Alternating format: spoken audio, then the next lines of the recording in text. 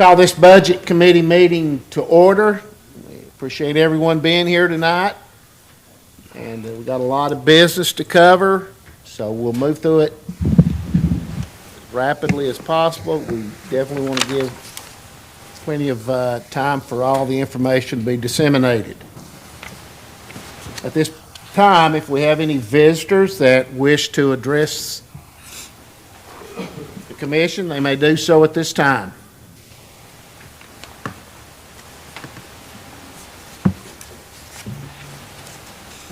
Joe Stevens Road. I'd like to first thank Ms. Antrican for promptly providing the school budget to me when I requested it. Having had just a bit of time to go over it, I would like to make one or two comments. Of course, the state is contributing a large amount of money, or an infusion of money, roughly $13 million, through the TISA program, a new funding, and most of it is directed to certain areas within the school budget. But one thing I would like to ask, and I hope the school board will address this, is when this extra money comes in, is it just for a period of time and then it goes away, kind of like a grant? And does that then leave the county having to lay people off or end programs or fund them themselves or ourselves? And I don't know the answer to that, and it may be that some of the money is, restricted in that way, and some of the money may continue. I don't know. The other question I have is about the current property taxes in the proposed budget for the school board. They're going down, or the amount put into the budget, school budget, is going down, and that's presumably to take care of some one-time money that the county provided in previous years. My question is, though, right now the school budget gets 66 cents of property tax revenue. As I see it, that's a lot more than what is listed on the property taxes in the current school budget. I may be wrong, but I think it's quite a bit higher, about $1 million higher than what is showing there. So I'm wondering if there is, as I expect, and it's not, I'm not saying there's anything wrong with it, but I'm suspecting that money or pennies are going to be taken out of the school budget, and I hope they are put to roads, not stuck in the general fund, which is where people love to put money because then they're in control of it. But how about put it where people need it, and where many, many people in this county would benefit if we are taking pennies from the school budget, put them over into highways, and let's see some roads repaired and or paved. Thank you. Thank you for your comments. Anyone else want to address the commission? I'm Holden, 8150 West Point Drive. I got up here the last time we had budget meeting and asked to fix the roads.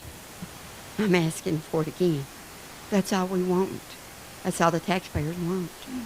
Fix the roads. They're bad. Bad shape. We thank you for your comments. Do we have anyone else who wishes to address the commission? Okay, see none. So we'll move down. We have no old business pending. So we'll move down to our new business, item 4A. We'll ask Mr. Bunch if he will, Director of Schools. So good evening, everyone. Thank you very much for allowing us the opportunity to come. Thank you for your time, and thank you for your continued support of education in Hamblen County. I'm here presenting the Hamblen County Board of Education proposed budget I'm thankful we have two board members sitting back here, Mr. Denton and Mr. Weems. Also with me tonight, I have Buddy, who's our superintendent for instruction, assistant superintendent of instruction, Jeff, who's in charge of our maintenance, and we'll talk about capital projects when I can't answer the questions. Jennifer runs our nutritional program. We're going to run through that budget. Christy is our federal programs lead, so she'll be able to answer anything we have there. And of course, all of y'all know Tracy better than you know me, because she always comes up for all the amendments. As I go through this, the budget requests no additional funding from the County Commission, only to maintain the maintenance of effort, which is what's called out for unless there are extreme circumstances, and that's all we're asking for in that policy. The budget, I am comfortable, addresses some district-wide need areas, increases capital investment, addresses high school athletic facility needs, incorporates some of the grants that are expiring into the overall budget so that we can continue those things that we have found value for. It funds SSOs if needed. I'll go into a little more detail when I get to the school security officer part of the budget, and I'm happy to have that dialogue with any way you all want to have it. And it aligns with the areas that are identified in the Tennessee Investment in Student Achievement Funding Strategy for unique learning needs. And as I go through this, stop me anywhere you want to ask questions. We welcome them and look forward to it, because this is your all's budget, and it's for this county and this district so that we can improve education for everybody. This is, I was asked to put in a little bit about the Lincoln Elementary project to give you an idea. This is a rendering, architectural rendering of what the school is supposed to look like. We are really excited about getting this program on the road. We think it's something we really, really need, and we're very happy with where we're going with this. We made the down select in early February. The construction company that was selected was Merritt Construction out of Knoxville. The bid price was $26,382,000 and going to be completed in 470 days.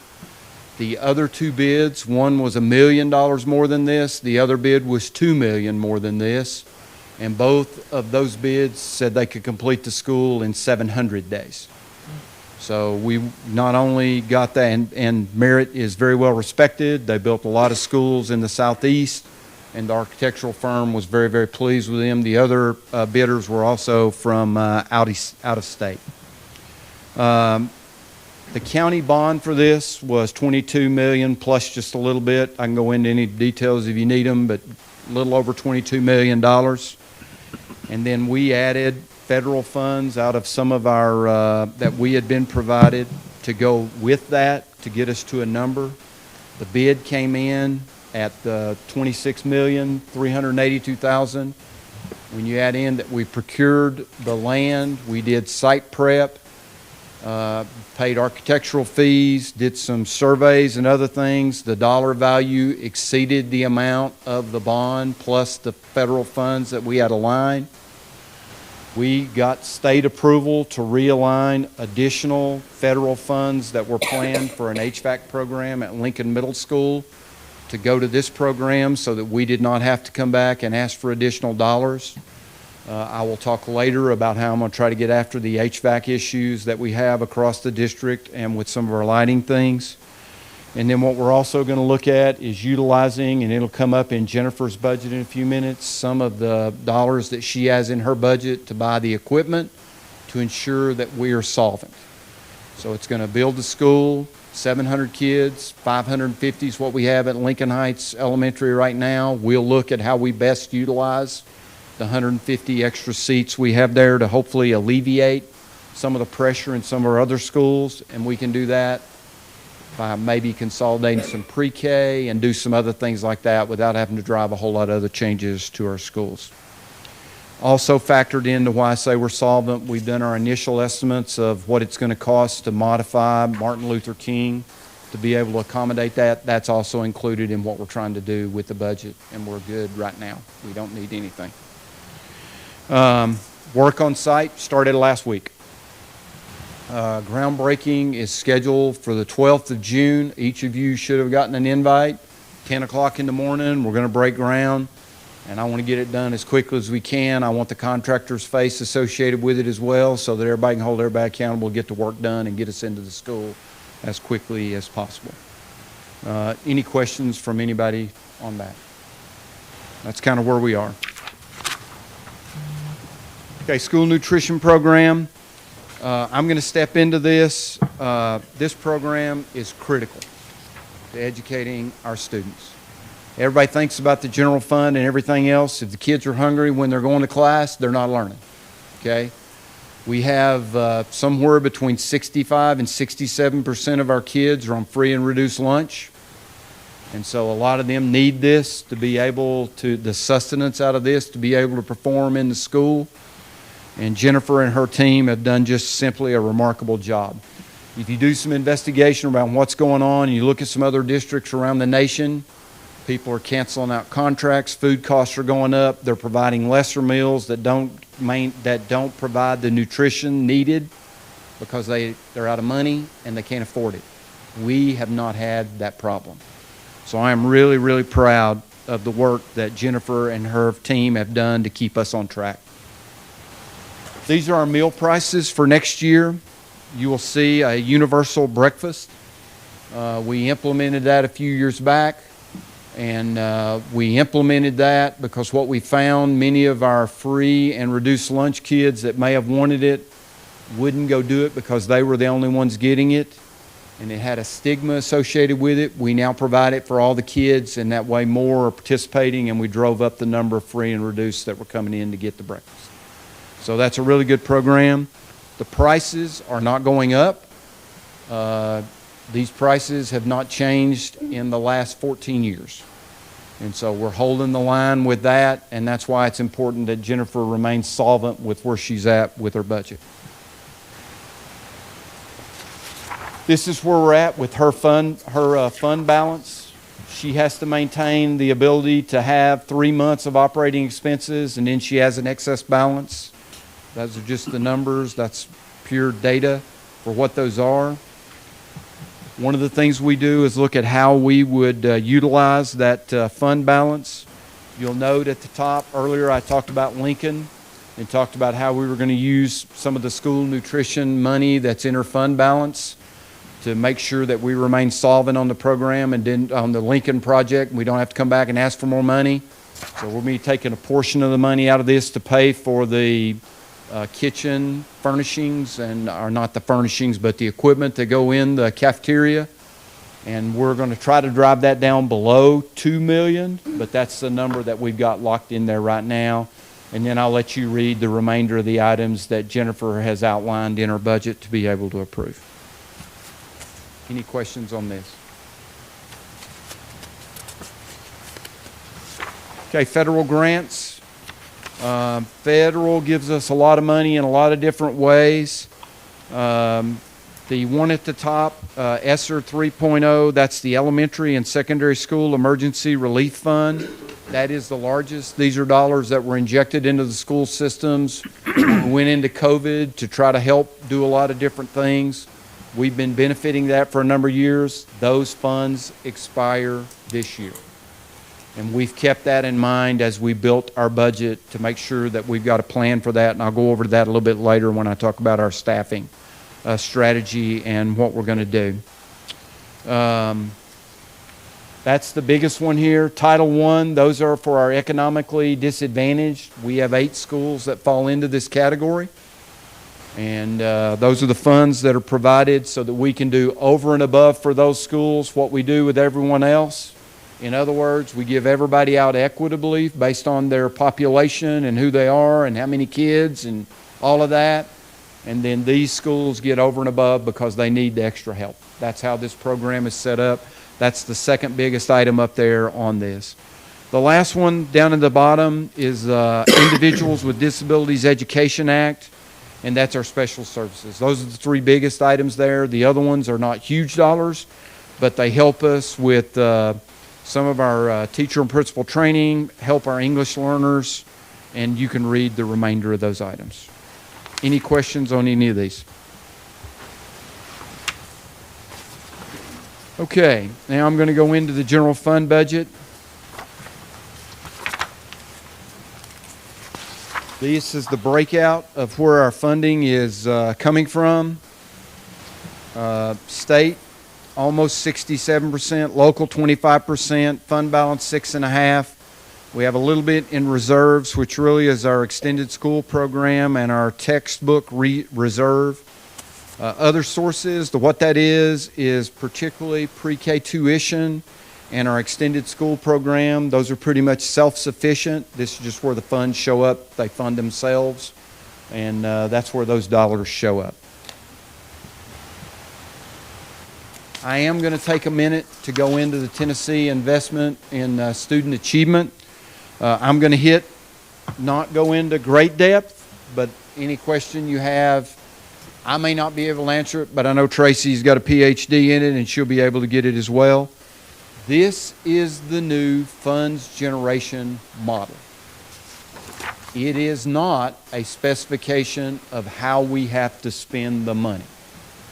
So the funds are generated and we get revenue and we get resources for that, but we still at the district have the flexibility to spend the money in the manner that we need to spend the money.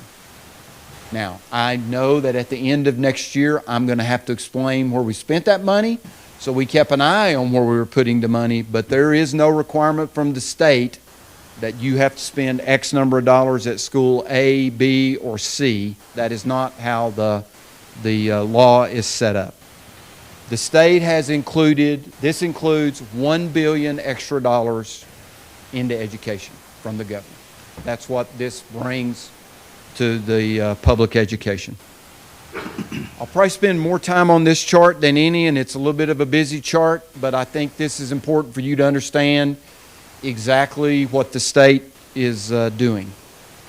As I said before, this is a funds generation, not a budgeting tool, so I don't have to budget exactly the way this comes out. It really shifts the way that the state is providing us funds, as I said, with a big influx and a commitment from the governor to keep that influx coming for an extended period of time. Let's see if I can do this without the base.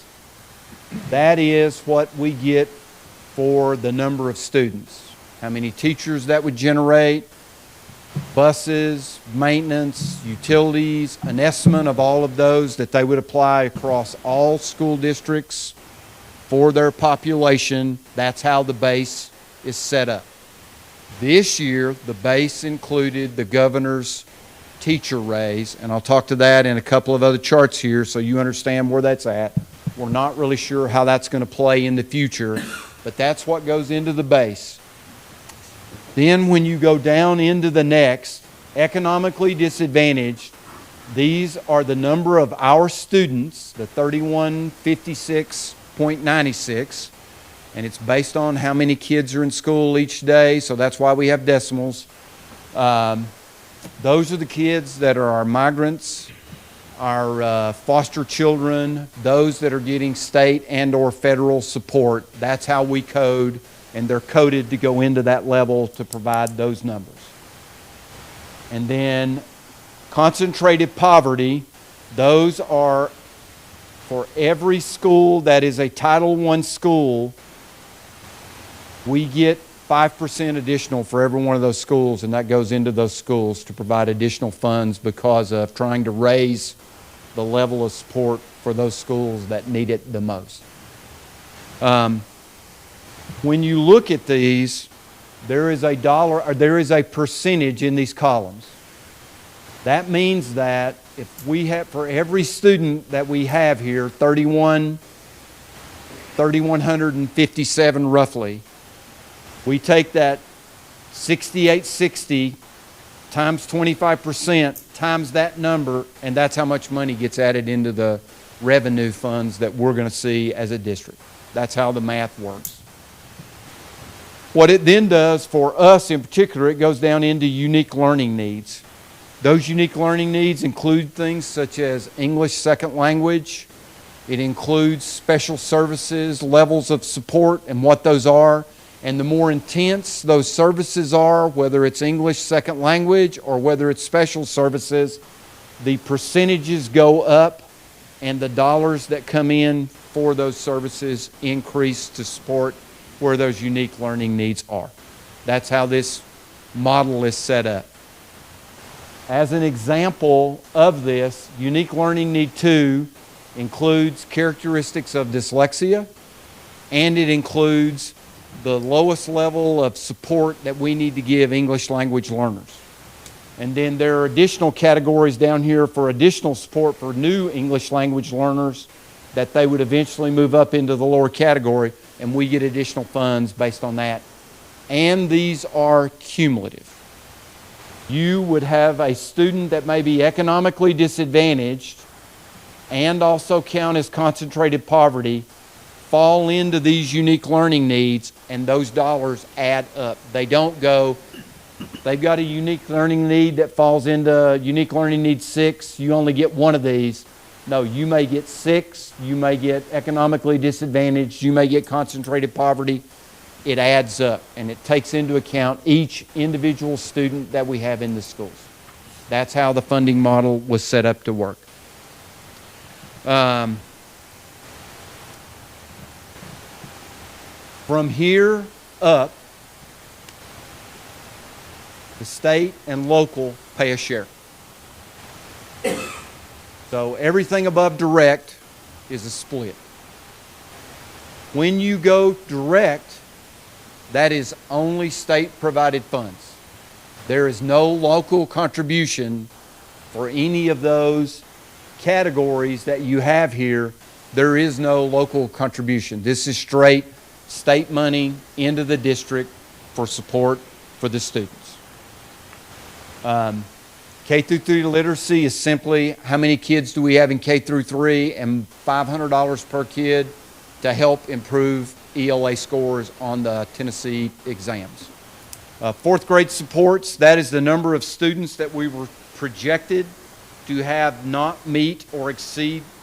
So we want meets or exceeds, or you have does not meet or exceed. They projected that we would have 484 that would fall into that lower category.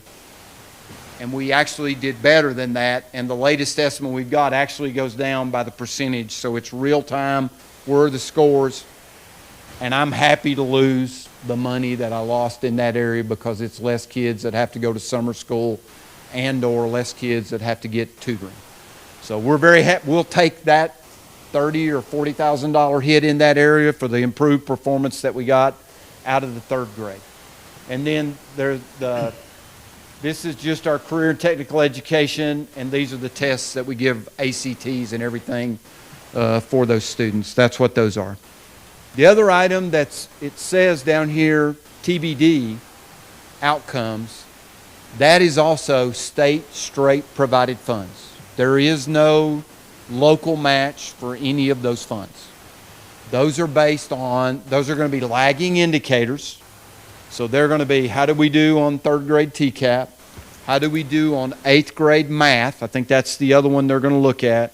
How many certifications for career and technical education? And where did we score in some of these other areas ready to go to college? State's going to give those dollars. I can't tell you what those are right now because we haven't got all those scores in.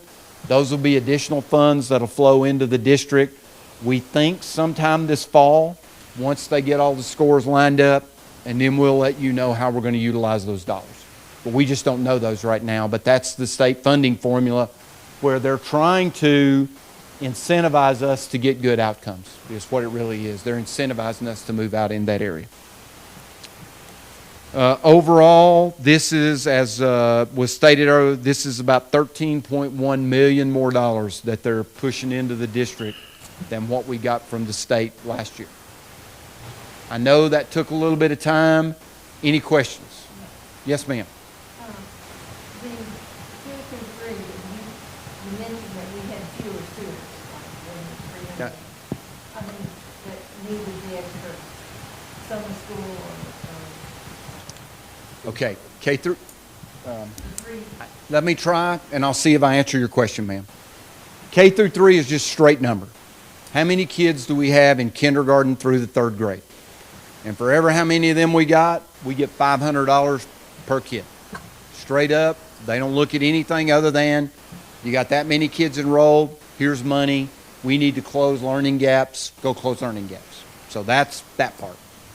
The next line down is fourth grade supports.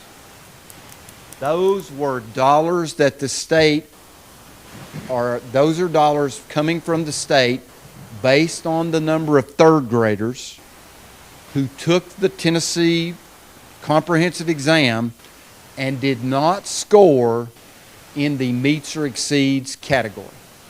Now, for us, we anticipated, they had estimated that would be 484. For us, that number was lower than that, and that number has gone down. What they didn't do on this, though, that we have the benefit of doing, we have exceptions to the third grade literacy law.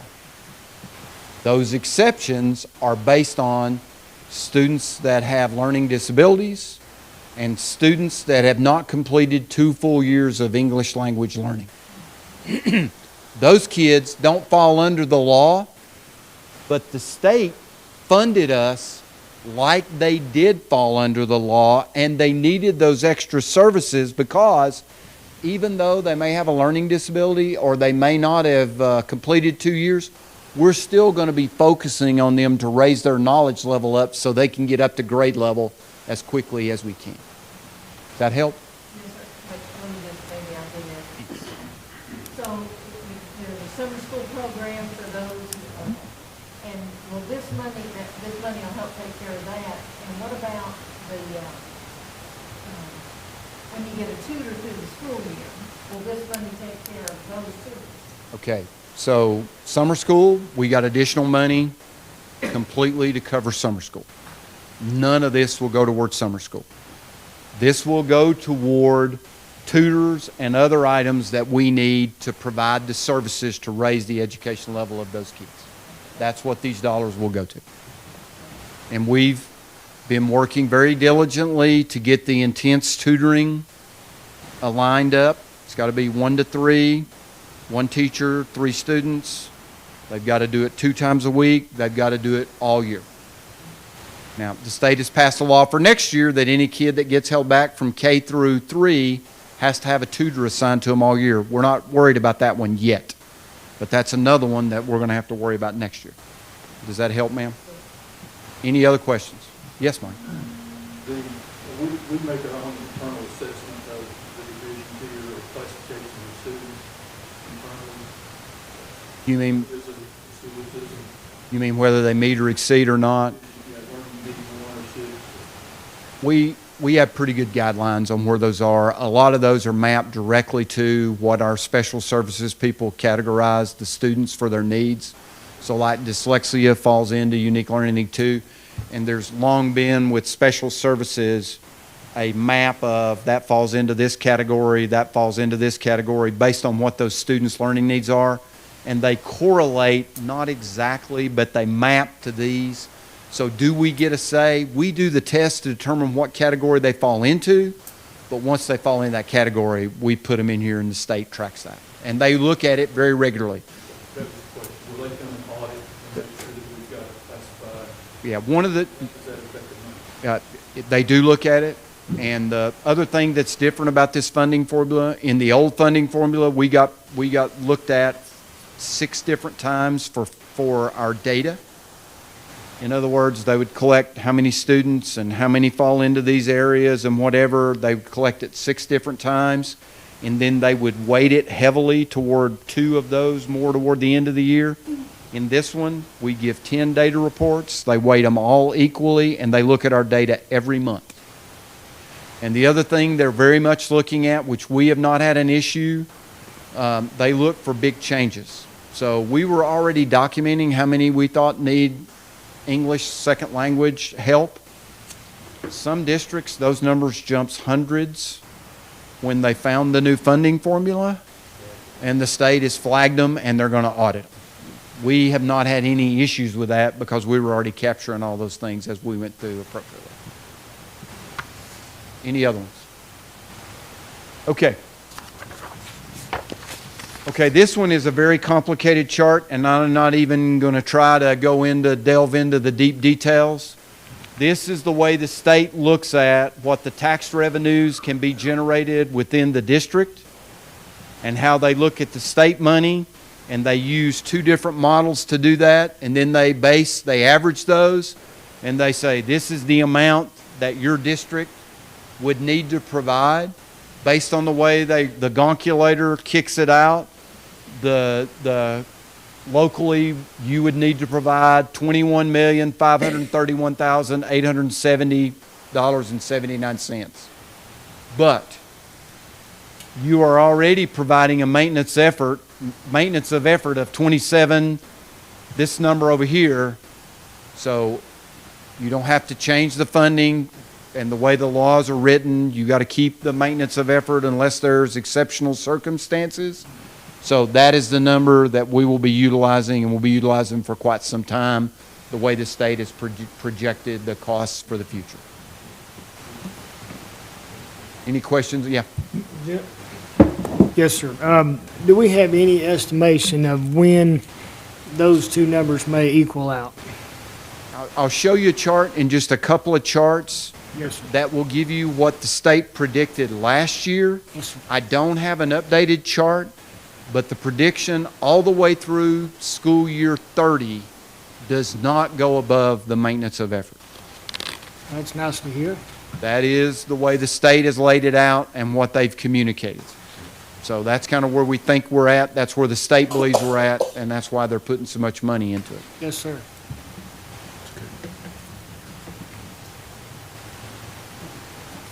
And that would be this chart.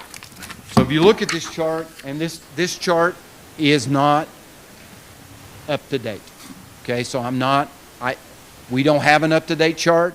We went and pulled the chart they've used with the predictions before, and you will see that as it goes through, the local input, even out to 30, based on what they had looked at before, would only get to $22,750,000. So that is kind of what we've used as a guidepost and why we say we're going to be at the maintenance of effort for quite some time. Okay?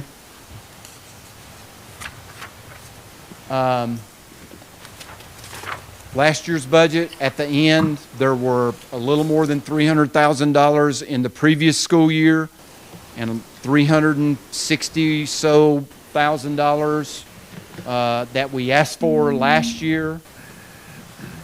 Based on the $13.1 million that the state gave us more, I could look myself in the mirror and come to you and say I need to keep that $673,000 of non-recurring funds, so it is not part of our budget. So we are not asking for that and have no intention of asking for that right now.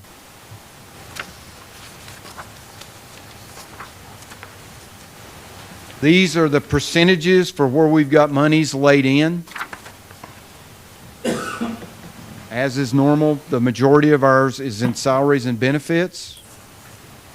And I'll go into some of the areas that we specifically, I believe, are making wise investments for what we're trying to do for the future on the next few charts.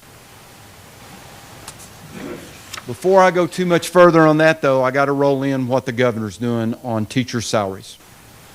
Most of you are familiar that the governor has established that he wants the starting teacher salary by the time we get to the 26-27 school year to be $50,000. That's what he wants for a starting teacher salary so that we can draw more people into education and increase the quality and make it a more attractive career to get into is what he's after. And you can see the numbers there that their plan is talked about for how much it would jump. At the bottom, you will see $41,776. That is what our starting teacher salary was before we started this year. So we were a pretty good ways above the state minimum, and we have to stay above the state minimum as we go forward so that we can be an employer of choice, and that's the strategy that we're moving out over the next 4 to 5 years. We're already looking out for how are we going to work this for the next 5 years to make it work.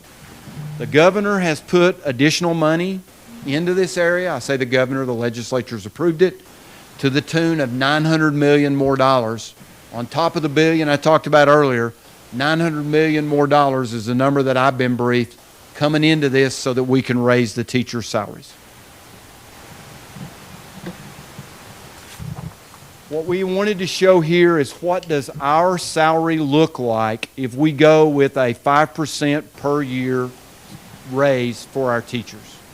Now, I said earlier, there is question of whether the governor is going to give future money in the direct line or if he's going to leave it in the base. We don't have that detail right now. So that's a detail we got to go work. The last meeting I was at, they believe it's going to go into direct, but I can't promise you that because I haven't got all the details. With a 5% salary increase, that would drive us to the point that at 26-27, we would have a starting teacher salary of $50,779. Quite honestly, we got to be better than that. We got to go up. So we're going to have to be up closer, somewhere between these two numbers, between 51.7 and 52.7. We're going to have to get into that area so that we stay above the other districts around us and we're competitive as we try to bring in new teachers. We're looking at different strategies for how to do that. Do we change the step increase that one would get after the first year of being a teacher? Right now, that's a pretty significant jump. Maybe we give more of that money earlier as a startup, and then they don't get as big of a jump when they go into year one, year two. That's what we're balancing out right now. This year, we're great with a 5% raise. We've got to look at it in the future, and we got to understand better how the governor is going to flow the money. But what I want you to understand is, and I said it earlier, I really am not worried about what we're doing in 23, 24. We're going to show you what we're doing. We're very worried about what are we doing 4 years from now. We're trying to think forward with a lot of what we're trying to do with the strategy of how we're building our budget. Any question on this? Okay. Here are some of the needs that we addressed in the budget. We provide a 5% salary increase for everybody. That is what we came in with. I know there was debate about what we gave last year, and we did a mix of things. This is 5% for everybody that we got. We found that as we looked at the districts around us, our substitute pay was not what it needed to be to attract substitutes. And we've had many more vacancies this year than I wanted in the subs list. And I looked at it about every day, and I would look at how many seats do we not have filled.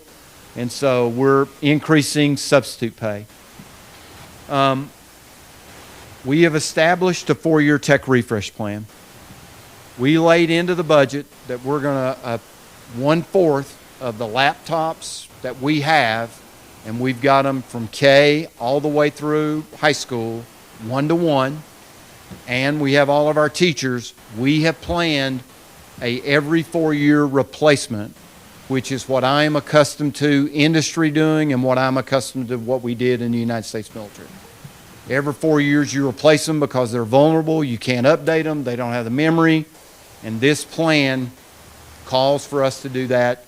It also includes dollars to replace other technology that we're going to be using in the classroom, like our electric boards that we use to write on and graphics, our cameras that we use to project. All of those are rolled into this. Not all of those are on a 4-year plan, but the laptops are all on a 4-year plan from this point forward. And that way we have a set, sustainable number that we're planning to every year versus 1 year buying half the computers that we would need in the district, the next year buying a sixth, the next year going, but this sets us on a path that we know how much we're going to put in the budget every year, and it's stable. It'll go up for inflation, but it won't have huge ups and downs, much as we've done in our transportation budget. Before we would get into a year, I am told, where we need to buy 6 or 8 buses. That's an astronomical number, but if you plan to buy 2 or 3 every year and replace them on a regular basis, this is the same philosophy we're putting into our technology. This funds a school security officer program that would put a school security officer in every school and in every building for those campuses that have 2 buildings. Now, I will tell you that I do not want to spend any of that money. Okay, and I don't say that because I'm not very worried about safety. That's not what I mean. I would much rather, as the superintendent of schools, be focused on educating kids than providing security. And so we have already, since I finished this up with the board, met with both mayors, both leads for law enforcement to discuss how do we go forward in this area, and is there a way that this community can capitalize on the governor's plan that gives $75,000 for SRO in every school. That money we in the district cannot get any of. That money has to go to law enforcement. That money is not available for us, the schools. So because safety is so important, and I know how critical it is for the community and the parents and the faculty, we have laid the money in to go hire a bunch of additional SSOs and to include establishing a supervisor role. But I will tell all of you, I hope I don't spend any of that money. Okay?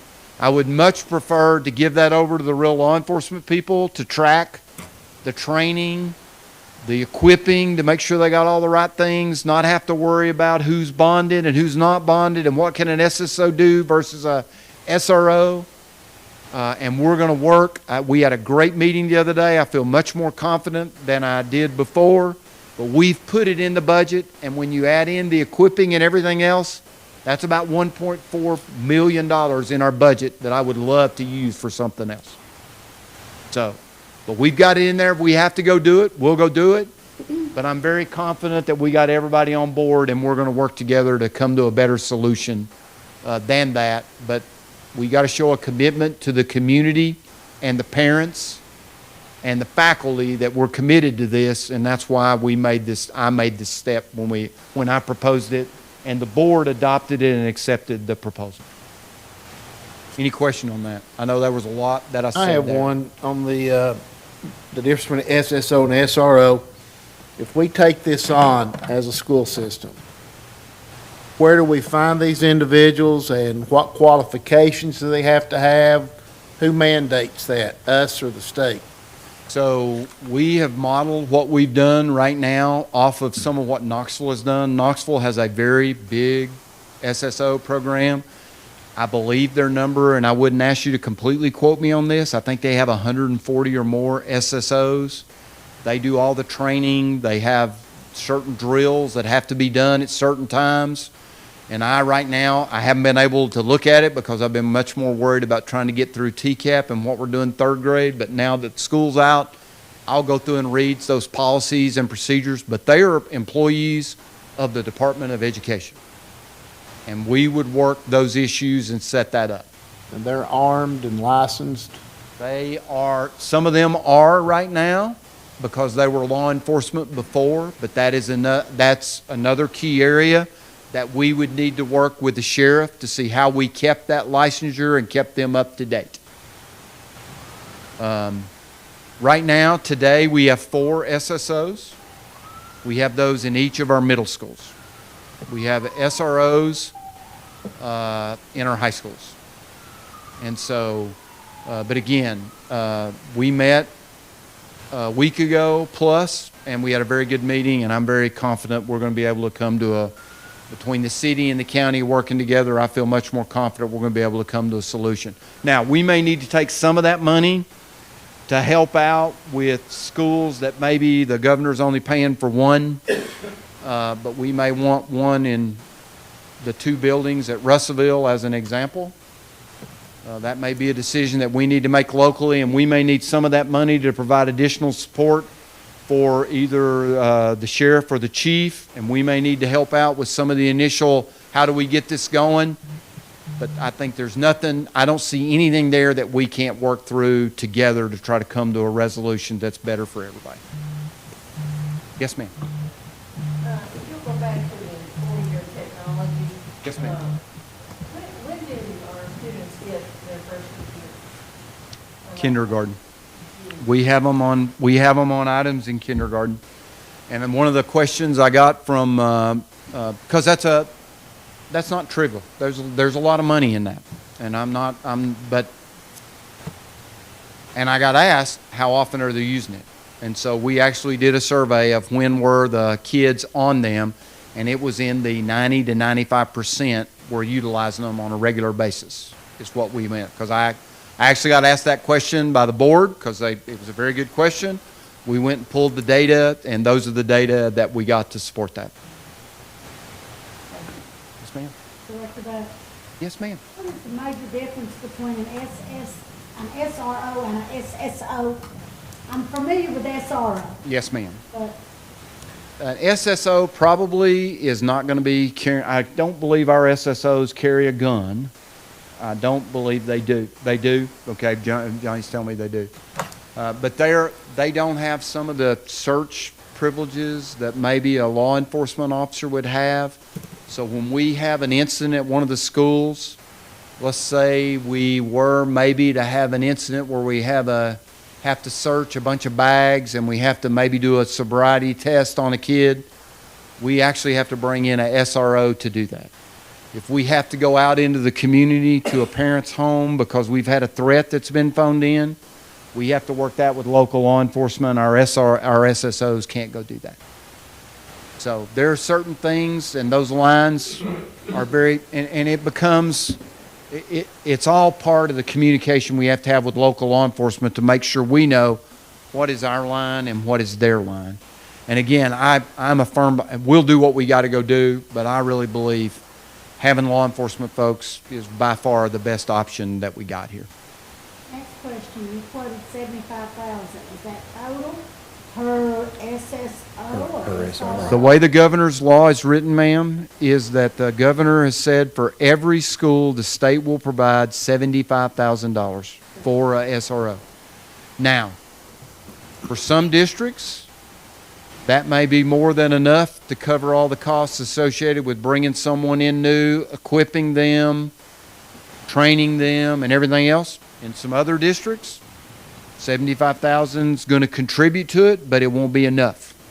And that's where, and what are the SROs full-time law enforcement and pull additional duties after and do patrols and everything else? Or are they on the schedule that we've set up for SSOs, which is more aligned to the school calendar, and they're not pulling, those are all discussion items that we're working our way through. Okay? Yes, ma'am. Any other one on that so far? Okay. I said earlier we had some grants that were expiring. What we actually did, we rolled into the Family Resource Center grant, Coordinated School Health grant, and Safe Schools grant. That Safe Schools grant was to provide certain dollars to be able to equip SSOs and do safety things for the schools. Those dollars we've rolled into the overall budget so that we can continue those efforts. They were too valuable to stop. We're going to continue those. And those are included. And then we also included that we're going to continue purchasing our vehicles on our regular replacement schedule. Any other questions on this chart? Okay. When I first got here, one of the things that was brought to my attention by the principals was that to create the right learning environment in our elementary schools based on the behavioral problems that they were seeing, we needed an alternative school option for elementary school kids. And so, after listening to all of the 11 principals and all of them talking about why we needed to go do this, we have included the money to establish that. We procured with last year's money that we had for facilities, the old UAW building across from the current Miller Boyd. We've got money in to fix this up to where we can have an elementary school area that meets all the state requirements. It also puts a cafeteria there so that we can better provide for the kids that are at both the middle school and high school level Miller Boyd and what we're going to have in the elementary school. It includes a teacher, it includes a teacher assistant, and it also includes a special ed teacher assistants so that we can handle those kids that we would need to put there for behavioral things that we need to get them out of the school to create the right learning environment. What we are not seeing, according to our principals, we are not seeing the right behaviors with in-school suspension or those type of efforts. Putting some of the kids in Miller Boyd and giving them that time away and put them in a more structured environment can make a big difference, and we're putting that in at the request of our principals to be able to provide a better option for them to create a learning environment. We have created a new plan, and this is where I want to talk about we're really trying to project very far forward. Our ESSER money's running out. We already know that. We have a lot of people that are working on ESSER dollars. They're filling positions, and ESSER's funding those positions. We have an Innovative Schools grant. That Innovative Schools grant allows us to hire people in, and then we pick up the salary over a period of time. What we did is we built this budget. We looked at all of those ESSER positions, and we looked at those Innovative School, and we decided which of these do we need to keep. And the ones that we needed to keep, what we did was we flowed them into our budget. And we built the budget with them in there as if we were going to have to pay all of that out of the dollars that we have. Then what we did when we got to the end, if ESSER dollars were available for another year, we were going to pay for them with ESSER money. We moved the dollars that we were going to pay for their salary over into capital projects so that we can get more work done. So that the intent of that is when we get to next year, we already know what our manning is going to be, and we don't have to go through the scramble around of, are we going to keep this teacher? Are we going to keep the school psychologist? Are we going to pay for this? We went through that grunt work this year to hopefully make next year much better. A couple of examples that I just kind of pulled out just to give you an idea of what we're trying to do. So we had 4 English second language positions that are funded out of ESSER. Okay, that's $294,000.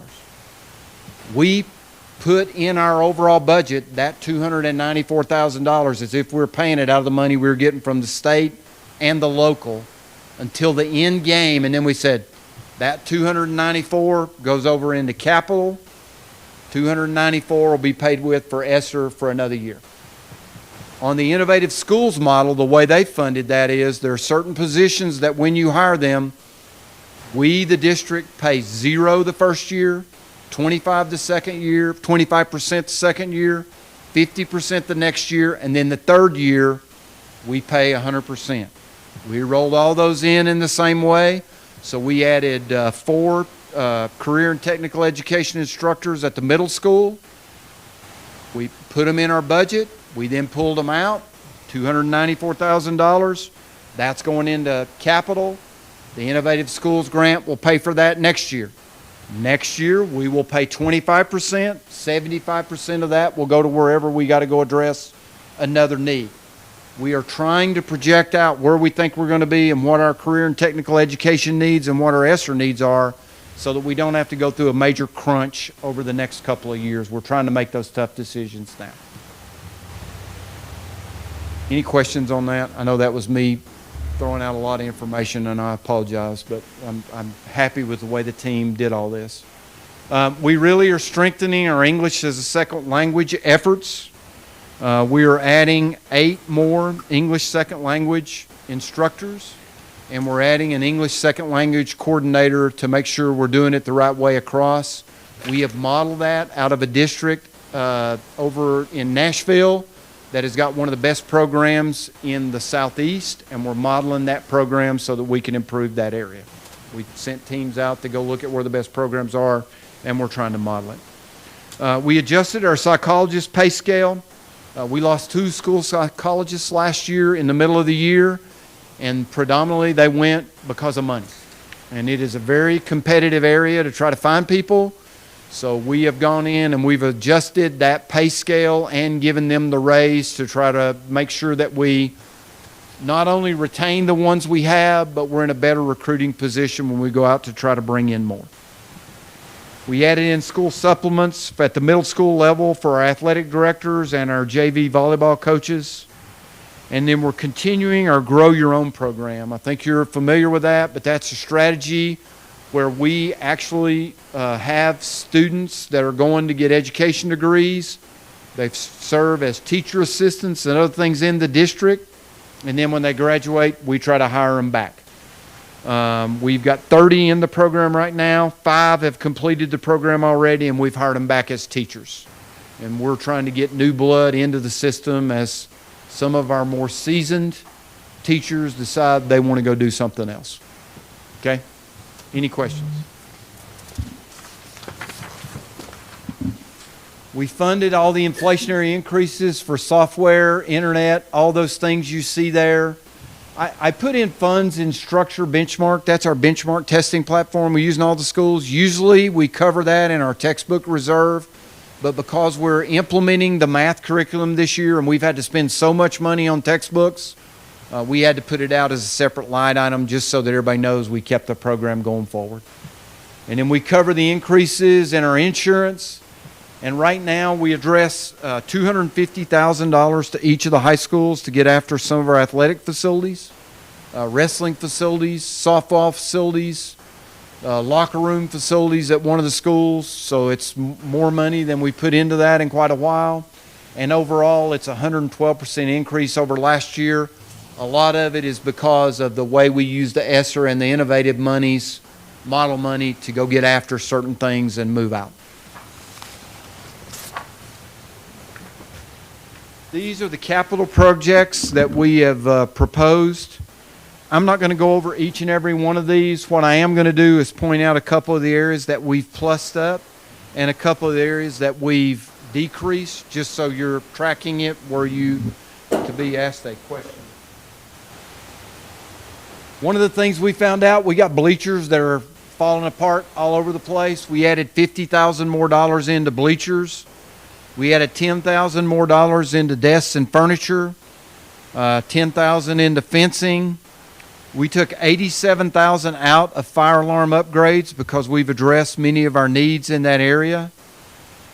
We took $500,000 out of HVAC design and replacements, but if you look up above that, we funded $1.3+ million for an HVAC program at Hillcrest. So we're not ignoring completely HVAC. We just took it out of the overall. We can still do the repairs. And then I'll talk about some work that we've got ahead of us that we got to go do relative to HVAC. $25,000 more in intercom. That one you may go, why are you pointing out a $25,000 increase?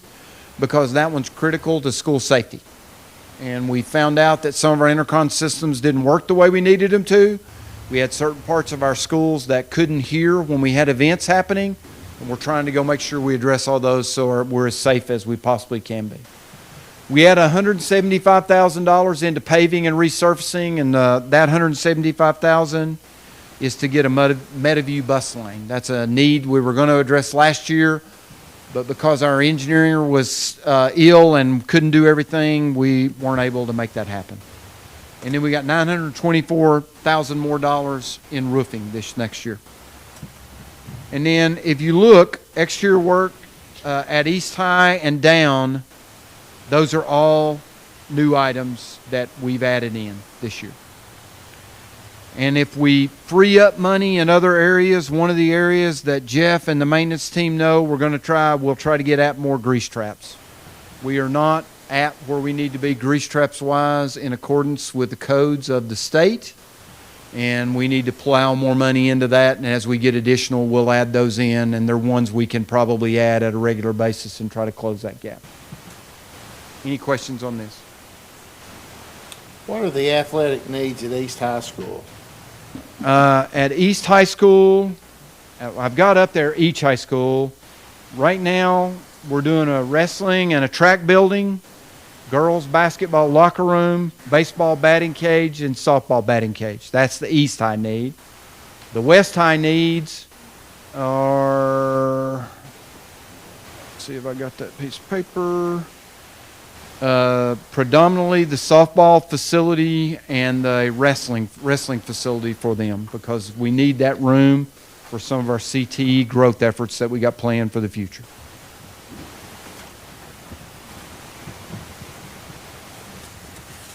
This is where we're at, funds balance, what we're projected, budgeted, and where we remain. These are some things that we did not address. Okay? And we had more salary adjustment requests. We just couldn't weigh them all. We couldn't do them all. And that's just the nature of the beast. We couldn't get at all that. We could not address all the asks that we got from the principals for what they, and the central office for manpower. We couldn't get at those.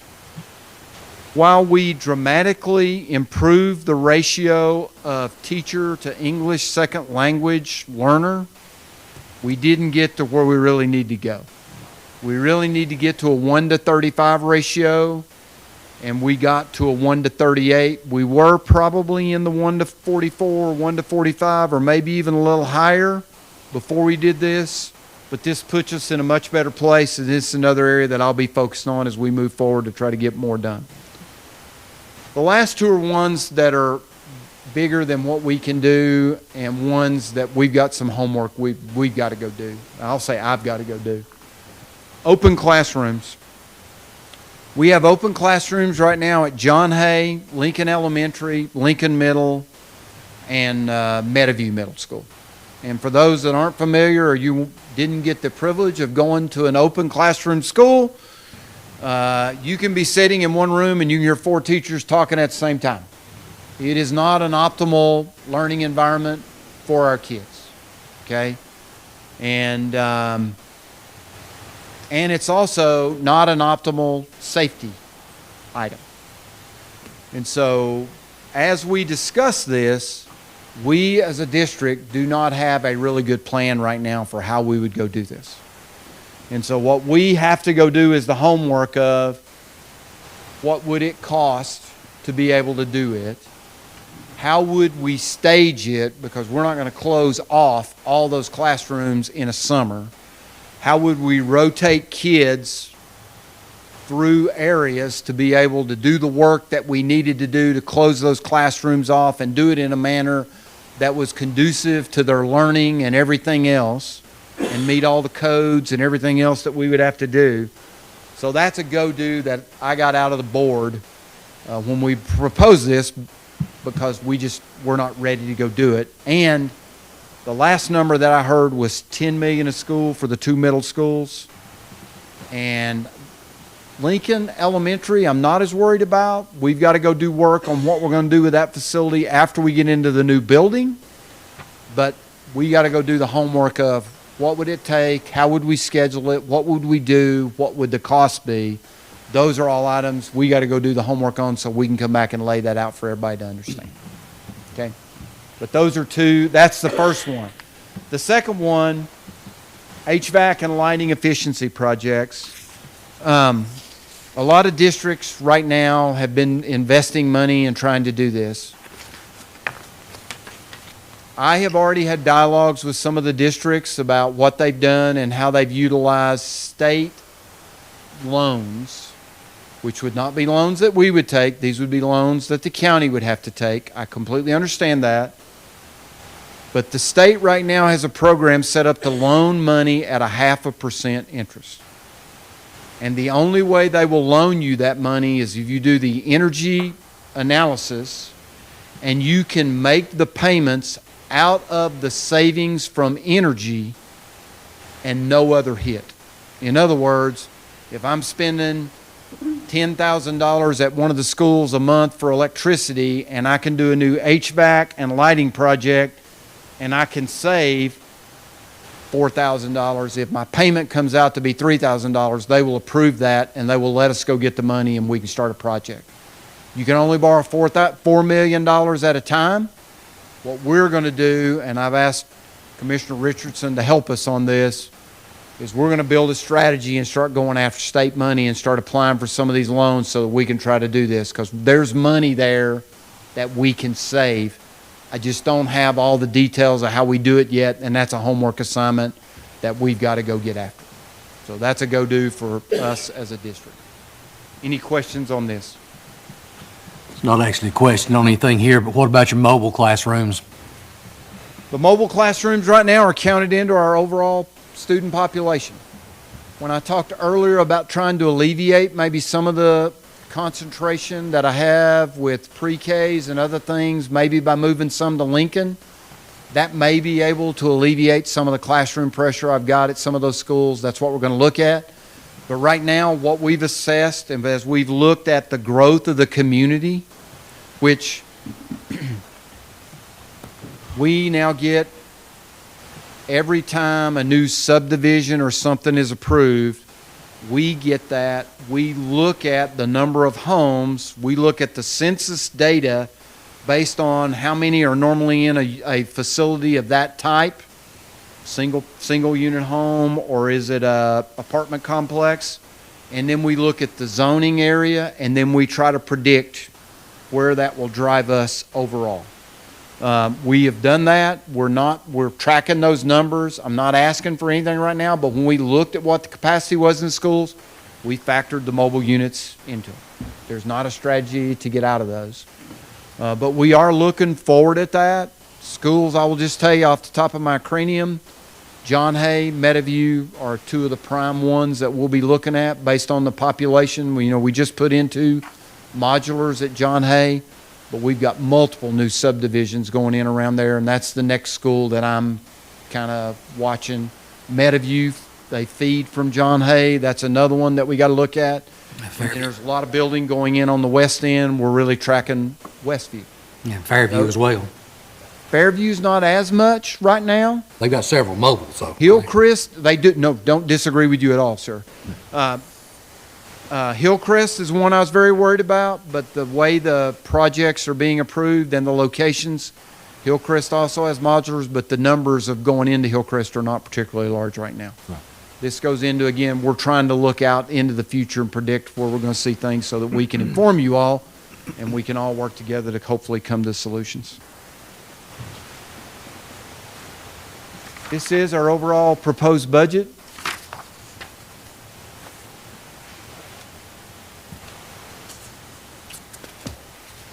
I think I've answered most, but I'll leave it open for more questions. I believe it's a good budget.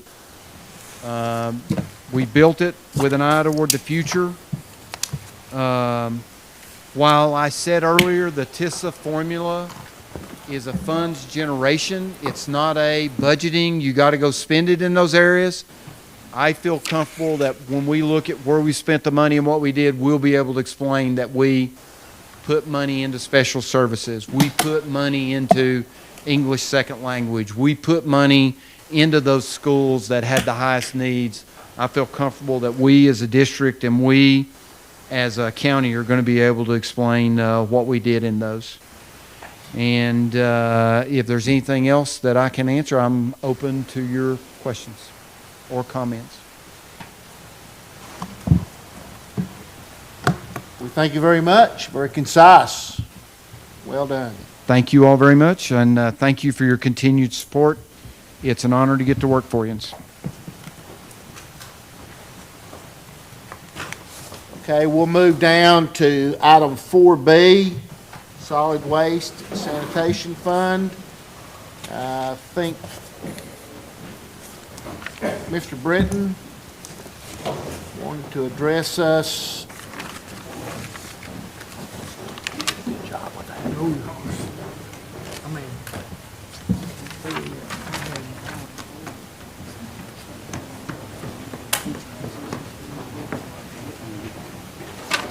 Before we jump to sanitation, let me just address the SRO item that Mr. Bunch mentioned.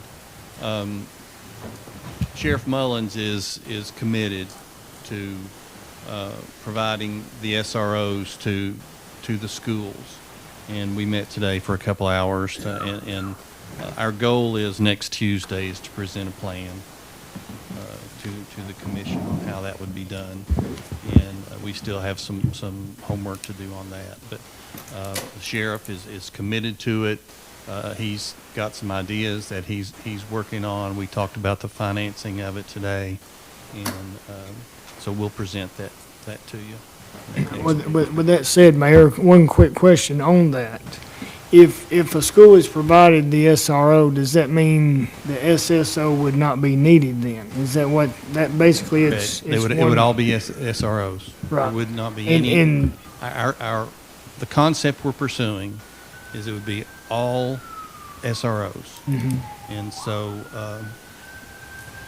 And so we would be able to receive the grant money. The 75,000 for each Correct. school, Correct. one SRO in each school. Correct. Yes. Yeah. Now, there may be some, as Mr. Bunch mentioned, there may be some situations, specifically the high schools, where there's two SROs. Two of them, right? And then the school board or Local, we would have to fund those. local fund, right. I know there's more to be discussed, you already said that, but SRO, would they have a vehicle on site then? Would that be the presence out front? Do we know that? It wouldn't happen at day one. I got you. But that would be the goal, Because that would be a deterrent just to know. right, with the vehicle on the outside saying Sheriff's Department, yes, exactly. Am I right that the money coming from the government cannot be used for SSOs, that's correct. And the money has to flow through the county, and it has to be law enforcement officers, post-certified law enforcement officers. In the, I think the four SSOs that the school system has, they're all former post-certified law enforcement officers, and so they've got some good people there. And on day one, I may be getting a little bit ahead of ourselves, but on day one, and we talked about this with Mr. Bunch and his team, is we won't have SROs at every school. There's not enough time to recruit them and train them and that kind of thing. So we would have, let's say, a dozen, let's say, to start with, and we would work with the school system to prioritize which schools they go to. And then we would continue working recruiting. But that's kind of what we've been talking about over the last couple of weeks. Thank you. Yes. How would the salary of the SRO compare to a deputy or somebody in jail? Well, that's what we'll talk about, and we're still working on that, and a lot of it will depend on. I mean, there'll be a base hourly rate, and then how many hours? Like right now, a patrol officer works 2,184 hours a year. Okay, the city of Morristown's police officers work 2,080 hours a year, and so. So we take this pay rate, and what they make will depend on how many hours they work, and how the sheriff uses them in the summertime if he decides that's what he wants to do. And so, like the SROs that the sheriff's department supplies now, they work patrol in the summer because they're paid as a 2184, what we call a 2184 officer. So whether that's the direction we go, we haven't decided that. So there's still a lot of unknowns. But we are working on it, and the sheriff is committed to it. That's what I wanted to say. Mayor, just quick, with the schools we have that have the primary and, intermediate where they split them up, does that come in as one school, or do they come in as two? I've got to clarify. I thought it was one SRO per building. I think that's what we were getting, but now I think they're looking at I didn't know if 75,000 per building or per school. Per school. I know, I've got to get that clarification. I think at Russellville is because of the distance between the schools. Okay. Manly, you've got them, the buildings right close to each other. I think that's going to be the deciding factor, because Russellville is so, it would take that officer, especially with the construction that's fixing to go through there. Yes. If he was to have an emergency at the primary and he was leaving the intermediate, it would take quite a bit of time to get down there. That's That's a good point. Well, I think we need them in each building, no matter what. And just wondering if the state funding was covering it. Well, we'll find out. Is there a procedure for like an SSO to be converted to SRO? Well, and the biggest difference is the academy, the law enforcement academy, going through the law enforcement academy and the So there training. could be an opportunity for those to turn over to the other. Anything else about SROs? Did I understand, Mayor, that the 75,000 that's the salary of one? It's to offset costs. And right now, what we're working on, we could not equip, okay, what we're looking at the cost is, or there's your reoccurring costs, salaries, benefits, that kind of thing, and then your one-time setup cost, which is your equipment, your vehicles, your radios, your body camera, those kind of things. So the 75,000 really is for the reoccurring expenses, and the cost of setting it up with all the equipment will have to come from local. So if we have is that a one-time thing? Is that $75,000 every year? It's $75,000 every year, and for the ongoing. But as far as setting the program up, there'll be some money that we'll have to come up with, whether it's maybe part of the money that the school system has for their SSO program could be part of it. That's some questions that have to be asked between now and Tuesday, and I'll meet with Mr. Bunch next week to talk about that.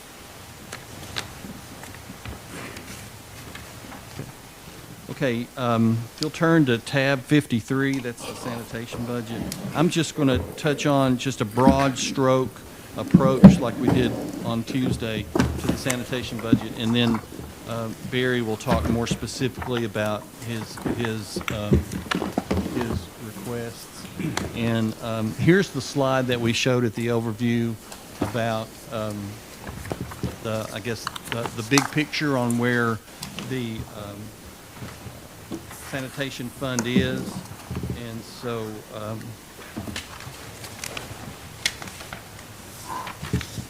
we go. And so this budget proposal uses about $400,000 of fund balance. Again, please remember that on the revenue side, we budget very conservatively, and the main sources of revenue for sanitation, if you'll look at your book, one is your property tax. There's 21-cent property tax rate for sanitation or garbage collection, and that is assessed on only property outside the city of Morristown, because the city of Morristown supplies garbage collection to city property owners. We supply it to property owners outside the city. So that's 21 cents on the tax rate. So there's really been very little growth in that area.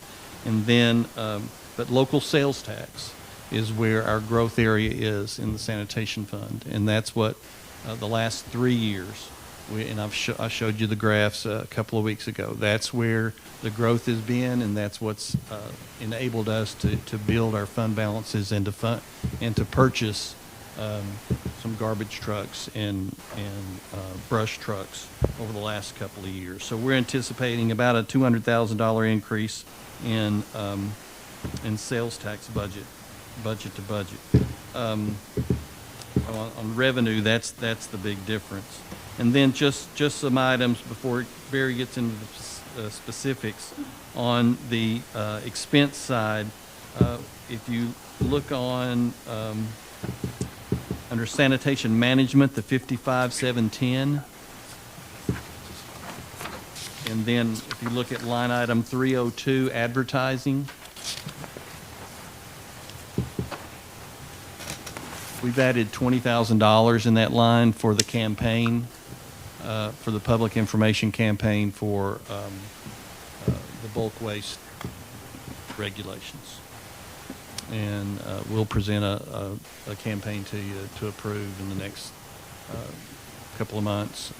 But here's the money to do it. It would be a comprehensive campaign for a year. It wouldn't be just one stroke. We're talking about a year's worth of spreading the word. And so that's in there.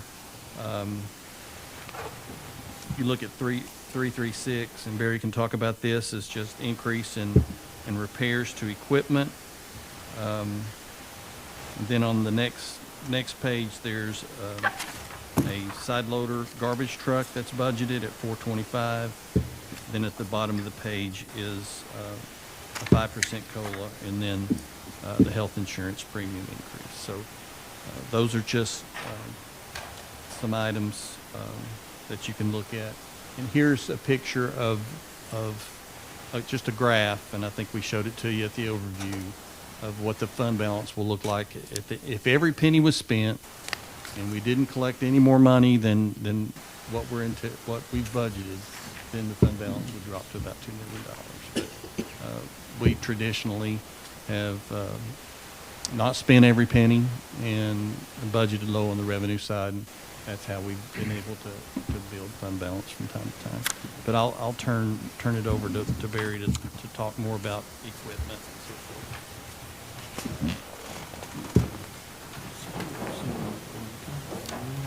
Okay, he mentioned the fully automated garbage truck that we decided to purchase. The cab and chassis side of that versus the body, the collection body, they're pulling back, saying that things are in a position where they're not certain, they're not happy, or they're not settled with that quote that we got, and so the cab and chassis was coming from Worldwide. They're telling Worldwide they can't give them, Mac's telling them they can't give them exact numbers right now, so that's sort of on hold till they can say, okay, we're comfortable with providing you a price now. And so I think it's happening on the body side too. That's just the industry right now. It's just going through changes a lot. Changes we can't help, changes that we're on the wrong end of, but we'll just have to be patient till they say, okay, we can give you a price right now. So, and it started about as soon as they quoted us a price of $402,000. But you know, I'll update you as soon as I can. But we're just in a position we can't help that. So. That's the one we ordered just a couple of months ago. Well, we hadn't ordered it because they said, hold on, we can't order, we won't order this right now. Mac told them that they're going to have some price increases because steel surcharges and that type of thing, so they're going to have to back away until they can give, so Mac can assure them that this will be the price of the truck. So, yes. Barry, that piece of equipment that we're talking about, is that the same as line item 718, or is that an additional? That's the same as 718. Same piece of equipment that we budgeted it. No, there's passed a budget amendment to buy one out of this year's budget. So this is a new one on top of. Right. Okay. Okay. So there's two. So the one that we approved in this year's budget, is it the one that's going to be on hold? That's the one they're saying we can't tell you exactly what the price is. They had to back away from the table on the price. Because Mac has got more to produce than they can produce right now. Well, I was under the impression that representative for Worldwide stood right here and told us that he was comfortable with that price. And he told us it'd be Q3. And then they told him that's going to be changed to Q4. And then they told him, I don't know if we can get it in this year. And so the Mac's doing it to them. I mean, Worldwide's, they just depending on what Mac tells them, the chassis producer. So, is there other options to go to somebody else instead of Worldwide? Well, not. That's what he's telling me. Everybody's going through this. If we go with another chassis, the one I would recommend would be a Kenworth. And he says they're a dealer for Kenworth as well, and he says they're worse shape than Mac is. We've had our experience with Freightliners. We don't want no more then. So, you know, the Macs, especially in the highway department, has given us the best service. They've been the best truck, and and they have been with the few we've got in the garbage department as well. So, I mean, he can't do anything about it. And he, you know, it's like Rodney said, he told us what he thought the price would be, and then all of a sudden, a few days later, Mac contacts him and says that's something we can't provide anymore. So I apologize, he does too, but So the only bird we have in the hand is the two trucks that are, with the two guys on the back or the guy on the back. Those are for sure. yeah.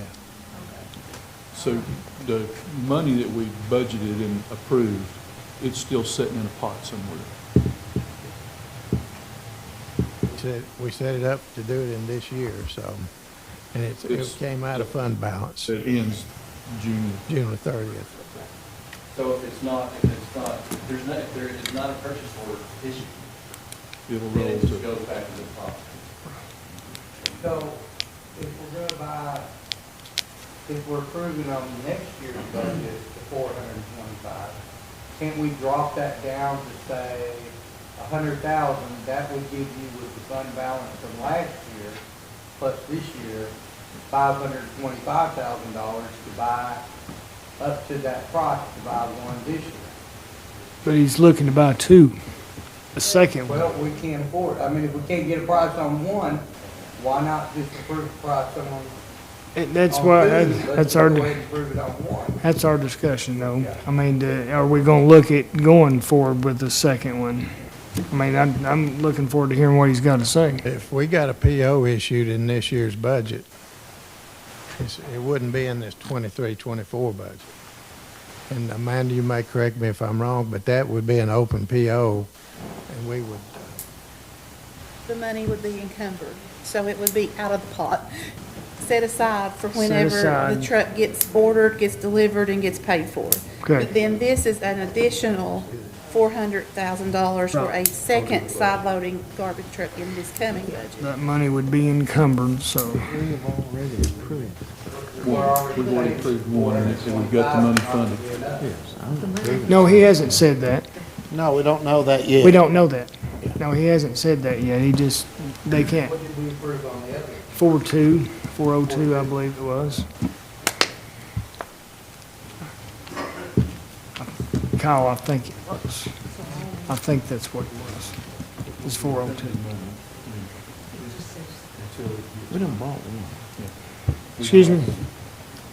We've done already approved the one. Right, it's just not been spent, correct. So you can issue the PO. Well, that's what Amanda's saying, Yeah. right, issue So our it's been PO. issued, so No, Right. no PO has been issued. They have to match, it was bought off of Sourcewell, the quote was from a Sourcewell contract. So until that pricing gets matched up, we can issue a purchase order. So the 402 may be for whatever. Very, It's very question for been right asked. Has the city bought one? Have you for one? they've got, I think they've got two, and they've ordered another one. Those first two they bought were Max and the Sidewinder body, the New Way body, yes.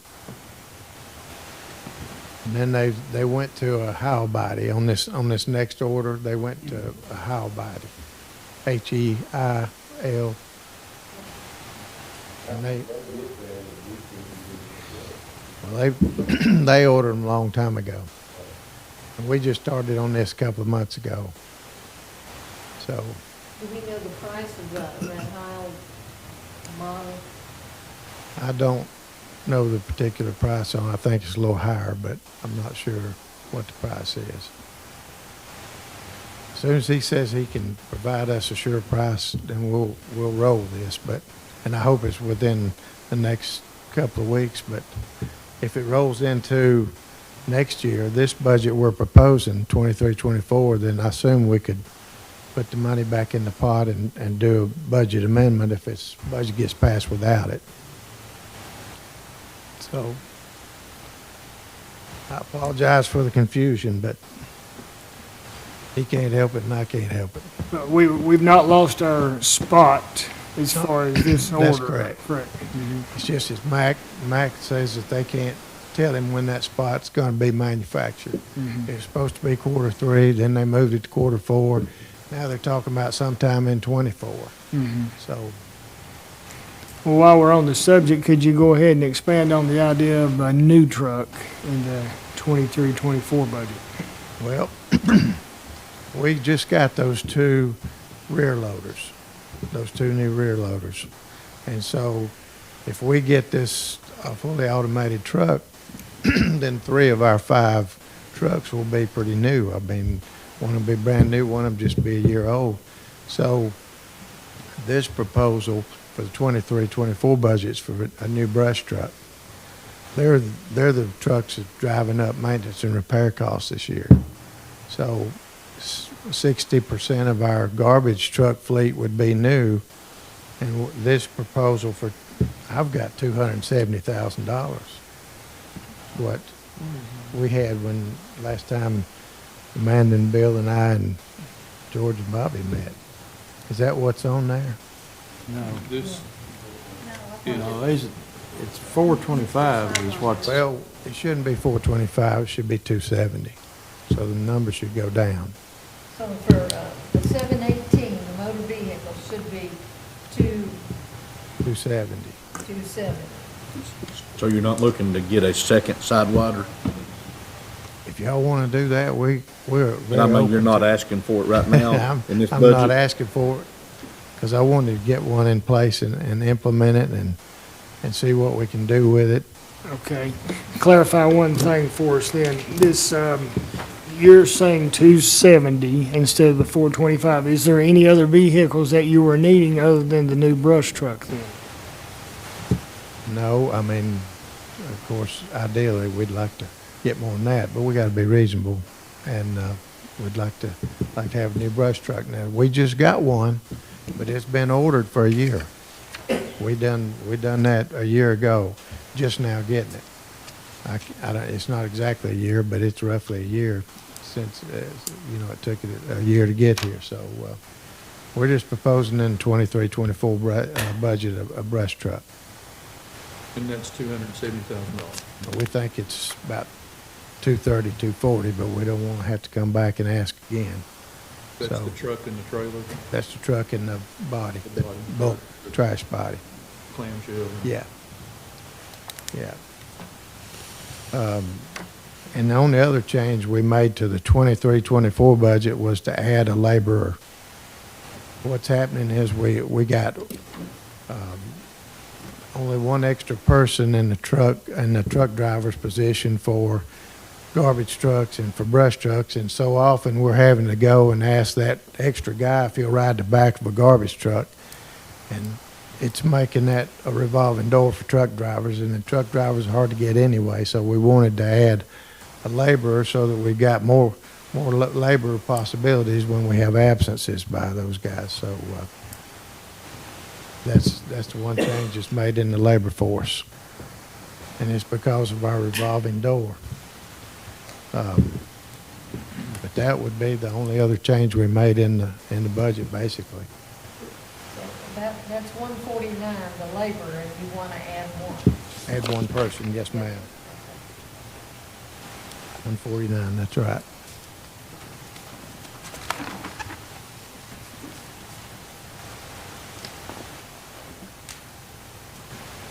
Now, the timing is the issue at this point. Then if we don't get a firm price from Worldwide on the cab chassis and the new way body, then we'll have to come back at some point and make a budget amendment to add that 400-something thousand to the 23-24 budget in order to make that purchase.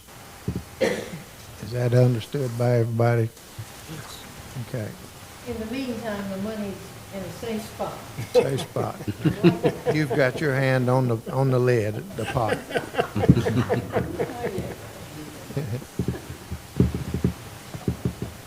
After hearing the school budget and so many details, I feel like I'm inadequate here, but are there any questions? That's covering the budget about as good as it can be, I believe. On the Worldwide, let's go back there one more time. We seem to be zeroed in on them. Are they the Kenworth dealer in Knoxville? There's a Kenworth dealer in Knoxville. Have you explored Knoxville, Nashville? Because a lot of those dealers are set up that if this company buys more off of PACCAR, then they get bigger discounts. So, The reason I hadn't pursued it, Rodney, is because the worldwide people tell us that Kenworth is in a bigger mess than Mack is in terms of production and being able to predict when things are going to be manufactured and what the price is going to be. I could understand why he might tell you that, because he don't want to lose sale of a vehicle. I'm saying, have we explored looking at other dealers? We'll be glad to. I mean, I can understand why he would say that to you. Well, I can too in one way. In another way, I very much trust this guy because he's been very, very helpful to Hamblen County in the past. We've gotten pushed to the first in line on repairs before, on freight liners and trucks that he did not sell us when we were desperate and needed repairs, and there was a lot full of trucks up there from other businesses, and we've gotten priority. And so, not just because he sold us trucks, it's because he's helped Hamblen County out in the business of getting trucks back on the road so much. Well, if I could follow up, you know, if you were to say, gee, I just talked to Truck B down the road, and Truck B said they would get me that Sidewinder kind of business for $400,000 in 6 months. Now, are you sure you guys can't do any better? Because, I mean, I guess that's where I'm going. I'll be glad to take that approach. Okay, thank you. Sure will. So, back on this screen that we have up here now, the sanitation fund, the new Sidewinder at 425 is not in there. It's a 270. It's reflected, the 425 is in those numbers. Okay. Okay, yeah, there must have been a miscommunication between us and. Okay. So in these budget numbers, that 425 shows, but it should be the 270. So instead of a fund balance of negative, or getting a fund balance for 430, we're going to only be into it for one whatever. Right, well, that, and if you don't issue, But we've already sort of committed to the Sidewinder for now, whether it gets spent before this year or whatever. That this reflected, this 434 fund balance reflected the 424 number and not the 270. Yeah, okay. This 425 was already in this year's budget. It wasn't y'all done a budget amendment to put it in this year's budget. Yeah, the 400 and for the Sidewinder is already been approved. Now, wait a minute. He's saying no. this is where the miscommunication. Okay.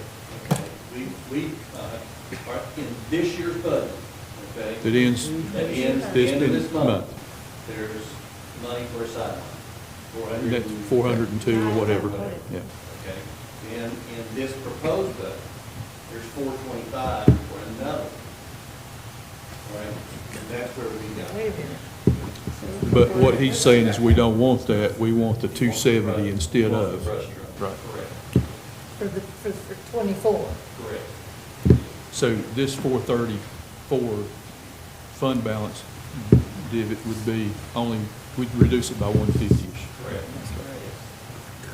So that just still leaves us with trying to find the Sidewinder, but, and For this year. for 30 days. 30 days, yeah. And if we don't, it's in a safe place, and we'll worry about it for but right now, the upcoming budget is just for 270. Eric, how many brush trucks and how many, I'm sorry, my explanation, will they grab and pick up brush trucks? Do you have, sir? 7. 7 of each? 7. We may be able to sell one now that we getting a new one on board. We can run 6 every day if we fully staffed. Yeah. Well, out of those 7, there's some trucks that are more than 10 years old. It's not a very new fleet. It's getting to be an aging fleet. Are 6 required We could have been running 6 here lately and 3. We've had 2 and 3 in the shop repairing them very often. We've had the people, not the trucks. Normally we have the trucks, and we've experienced that day where we had the trucks and not the people. So it's been the opposite here lately.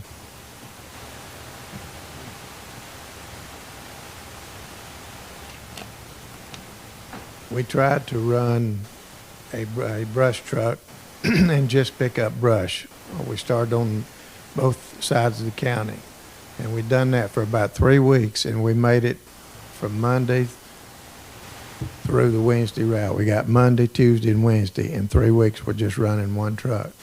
You know, we talked about at one of our meetings, we'd do some experimentation and see how much ground we could cover with just one brush truck, just picking up the wood and trimmings.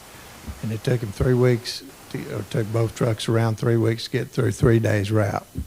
And that wasn't counting all the bulk trash items that were still having to be collected. So it's a huge volume. It's going to take, our guess is it's going to take 3 trucks on both sides just to get brush in a position where we can pick it up every other week like the cities. So it's a huge task. You'll be doing brush, and then in some places, you'll have to come back and get the bulk. Yeah, we can get brush with, say, these 2 trucks here, and we'll have another truck that we can get just the bulk items. Are we burning brush right now? That'd be up to the landfill. We take it out there and they do. It's not being burnt right now? Not right now. They're filling in where the incinerator is, which will have to be moved to the new property that we just purchased. So they can't burn while they're filling in without actually set plants. How long will that take, Tim, you know? I didn't get a date on it. Are they putting brush somewhere so they can burn it when it gets done, or is it going in landfill? Probably landfill. Seems like they'd stockpile that. I see. One more question, Mr. Pope. And I had somebody call me this week and ask, how often do you go over the whole county? I mean, do you get over the whole county 2 weeks, 3 weeks, 4 weeks? It's been about 6 or 7 weeks. For each full run of the county? Yes.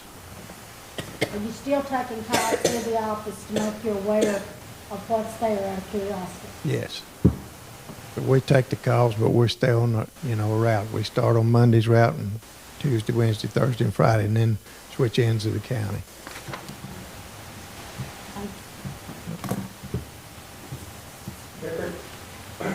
You see that we have more brush or more garbage waste in the county?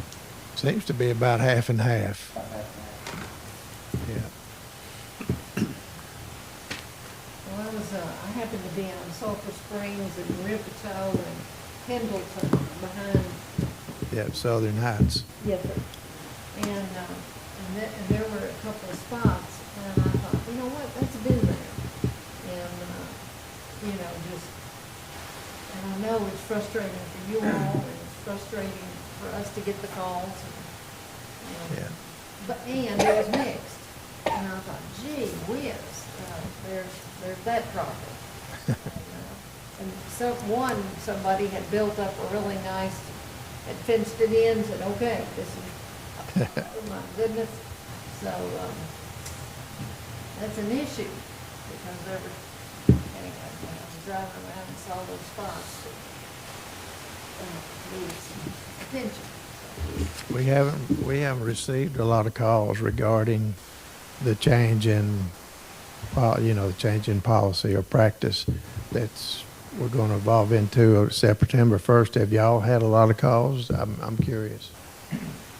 Had a couple inquiries about what exactly is going to take place. Just, there's a lot of chatter, but Mayor, our educational program, I think, will help with that. We got a lot of talking to do with that, but I've had several want to know, are we discontinuing? And they, misunderstood. Are we setting in place also a process where all businesses registered with the county, with County Planning Commission?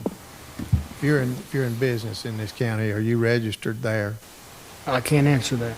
Yeah, that's a good question. It's a business, so we have to have a business license, and that's usually What I'm getting at, I'm wondering if you have if you have a tree trimming business, and you have to register that business with the county, and at that point, let's just say we started all brand new in '24. At that point, you sign an agreement that you won't set stuff curbside, that you'll take care of it, do what you're supposed to with it, or you are aware that you could be fined or would be fined this much amount, And once you've got that, once Hamblen County's got that agreement in hand, then it's easy to impose the penalty. And I just wonder if we could do that, because if we do that, that'll slam the door on it, wouldn't it? The only thing, Mr. Poole, about that, if you're an established business, you renew your business return online with the state of Tennessee when you file that business tax return, the same time you file your tax return, sir. So it does not go through the county's office if you are renewing a business license. Could we require those businesses to register and file that every year with the county? You'd have to go through the state to get the procedure changed. Well, you're as talking it about is right taxes now. though, aren't you? I'm talking I'm about about, a business license. There is a business license return that you prepare to get your business license renewed each year. that once a year. Yes, sir. So that'd be, could the county get in succession with that and also require, Seems like we could talk to the comptroller's office and come up with some form of information sharing there to get something. I mean, it's a valid point, valid idea. I mean, I think, Barry, you're right, and there's I see a lot of it. And I've seen people now that are already getting ahead of the program about putting, I was going down Old Kentucky the other day, and there was a couple piles, and they had brush in this pile, and right next to it, we had trash. But we had other places on Old Kentucky, I see, where they're clearing a bunch of land, and they're just pushing all the trees to the road. That should not be the responsibility of the county if we're clearing property. How many people that bought their land for themselves have got a cat dozer right, to clear it and push it to the road? I mean, that's right. not many people, but they're doing it because they're telling the landowner, well, if we can just put this at the road, we can save you money. Well, then that landowner's going, yeah, that's fine with me. And I mean, and just like you said, businesses, and it's not in the county, it's in the city, but I noticed going by yesterday, Allen's Funeral Home had some trees cut, and all the brush is right in the middle of the curb there, out at the road, to be picked up by the county or the city. But that's one of the problems. We have businesses that just think it's easier for us to throw it at the road, not to worry about it. And you're 100% right. If the fine is not greater than the cost of them hauling it off, they're going to throw it at the road. That's anybody. We've got to make the fine higher than what it would cost them to have somebody haul it off. That way, it's more rewardable for you to pay somebody to haul the brush off than it is for me to put it at the roadway. Well, that, I hope is part of our education, program that said, look, if you're a tree cutter, if you're a remodeler, guess what? This changes. But I agree, this can't always be you guys. Let's go ahead and move along. Is that it?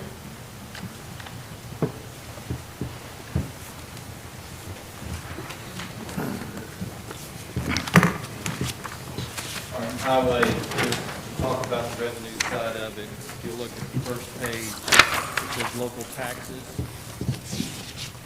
You'll see there's an increase of $63,000 in local option sales tax. We moved, and I mentioned this the other day, we moved $63,000 in sales tax from debt service to highway to help build up that revenue some. And then if you look on the second page, the What tab are we on, Mr. Mayor? Yeah, we were at 55. 55.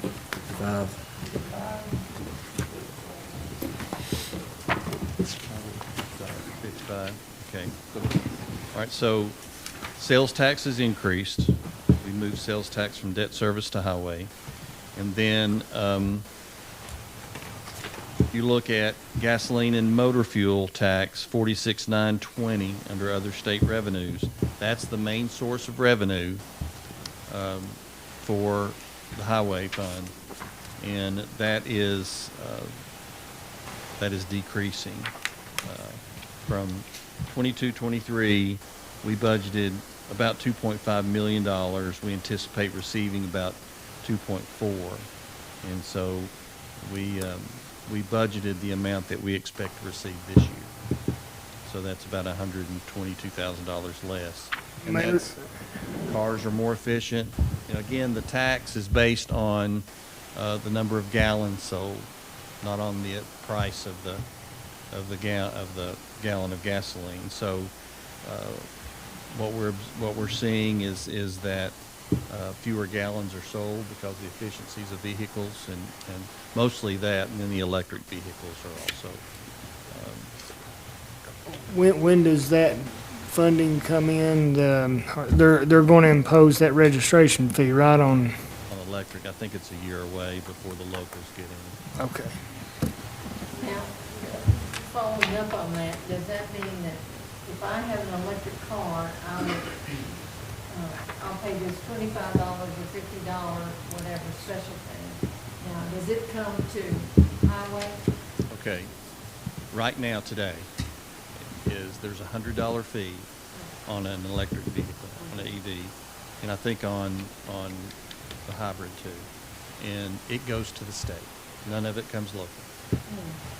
Part of the governor's transportation bill that passed is that goes to $200, and then the second 100 comes to the local, and that would go to this fund.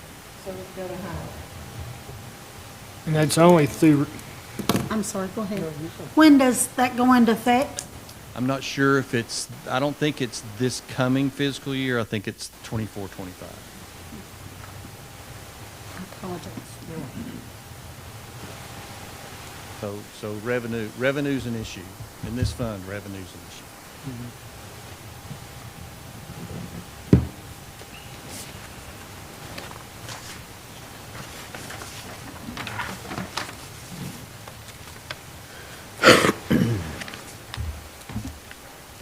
Okay, there's not any change in people, the number of people. There are some small changes in some line items going up and down. The story in this budget is on the 68,000, the capital outlay group, 68,705 through 791. We don't have any paving money left. And so if you guys decide to do something to fund paving and fund the road system in this county, whatever you decide to do is going to take a year or two to build up the funds that are significant enough to work with. I mean, we're at zero now, so it's gonna take a while to build them up. So my recommendation is for us, as a highway department, to get better at repair. And so I've got a team that's got a skid steer and a milling attachment and a broom. And I feel like we're making good repairs. I don't know what you all, what your opinion of it is and how much you drive on county roads, but I think that team's making a lot better repairs than we have in the past because they're equipped and capable. I'd like to set the other asphalt team up the same way with the same equipment, with a skid steer, milling attachment, and a broom. We've got a saw attachment for the skid steer that they can share. We basically do two types of repairs. We either have a weak foundational issue in the roads and we'll dig it out a foot deep, and then we'll put 8 inches of stone back and 4 inches of asphalt, and that makes a good repair. Or we have asphalt that there's no foundational issue, it's just so old it looks like alligator's back, and we mill that out and we put new asphalt and make that repair. So those are the two types of repairs that we're making. I know there are potholes and we try to fill those, but they don't stay very long. Y'all know that. So the issue is most of the time much bigger. So I would like to equip both teams with the capability to do the repairs right. And I'd like to do that to be able to repair twice as many as what we've been doing. And so if we do that for a couple of years, we can get some roads ready. We're working on Greenbrier now. We've been working on Reed's Chapel. And whenever we get the funding, we can go with it. Now, the state has provided a whole lot more funding. So we're talking about 20 miles of new paving that we can do with the state's funding. We have been able to hire some contractors to help us get them ready in the past. There's no money for that now, so we're going to have to do our own. And if we could get about 6 miles a year ready in state aid work, then we could spend that money that they're going to provide in the next 3 years. But there are other roads other than state aid, so we need to get those ready for paving as well. So I'm just, we gotta become repair experts is what we've got to become, because the funding is a big issue. So that's the two line items, the highway equipment and the motor vehicles. The motor vehicles, we've got several pickup trucks that are 90s models or early 2000 that we need to replace. And we were going to replace about 4 vehicles, 4 pickups. So that's basically, that budget. There's not any big changes in the budget with the exception of those 2 items. Now, the state aid projects line item will change. We just now got instructions on what to do, and they want us to submit the 23-24 budget, the 24-25 budget, and the 25-26 budget. And what I'll do is basically set up about 6 miles a year in order to get that 20 miles of paving that we can do in today's dollars. And of course, that's going to change in another year probably. The price probably go up. It's never went down, so we'll have to change. But right now, that's what we've been instructed to do. What's the cost to pave 1 mile? $130,000 a mile for 2 inches of new asphalt. Now, that doesn't include the cost to get it ready. And we can spend from $100,000 to $120,000 a mile with our forces. We can spend about $170,000 a mile if we contract it out to get it ready to pave. So, Barry, you said $130,000 a mile for 2 inches, and then $120,000 to get it ready. Yes, That's $250. That's with our own people. And we've been talking about $350 a mile. We've been talking about $300 a mile if we contract it out to get it ready. That adds $170 a mile plus $130 a mile for 2 inches of new asphalt.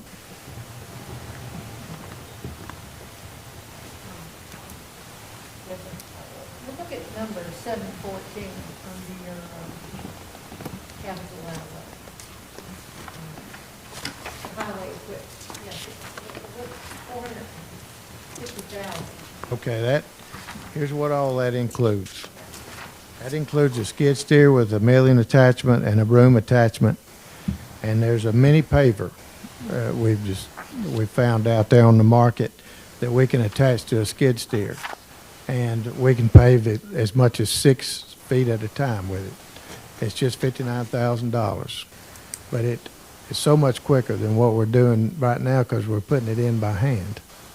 Now, one crew's got a grader, and they put it in by hand in little piles, and that grader spreads it out with the grader blade. Well, this little mini paver is off to the right of the skid steer, and it's got an auger, and it's got a strike-off bar behind it. You dump the asphalt right in front of the skid steer, it feeds it out to the right, and you can do as much as 6 feet at a time with it. It should be a neat piece of equipment for us to have. It should make our repairs better and faster. And then we've got, if this crew gets this extra equipment, we're gonna need a trailer. And so, we've got a trailer that's pulling a backhoe right now that needs replaced. And we've got 2 dump trucks that are tandem. They're not single axle. Most of our dump trucks are single axle. Those 2 tandem trucks would push a lot of snow. You could put one on the east and one on the west, and all the main roads you could clear with these bigger trucks a lot easier. I was wanting to get a plow and a salt spreader for those 2. Make a lot of difference. And we hadn't had a lot of snow, I know, in the last 3 or 4 years, and I'm thankful for that. But if we do, these trucks can make a big difference in our removal operation. So that's what's included in the $450,000. Okay, and then 718 is, Four pickups.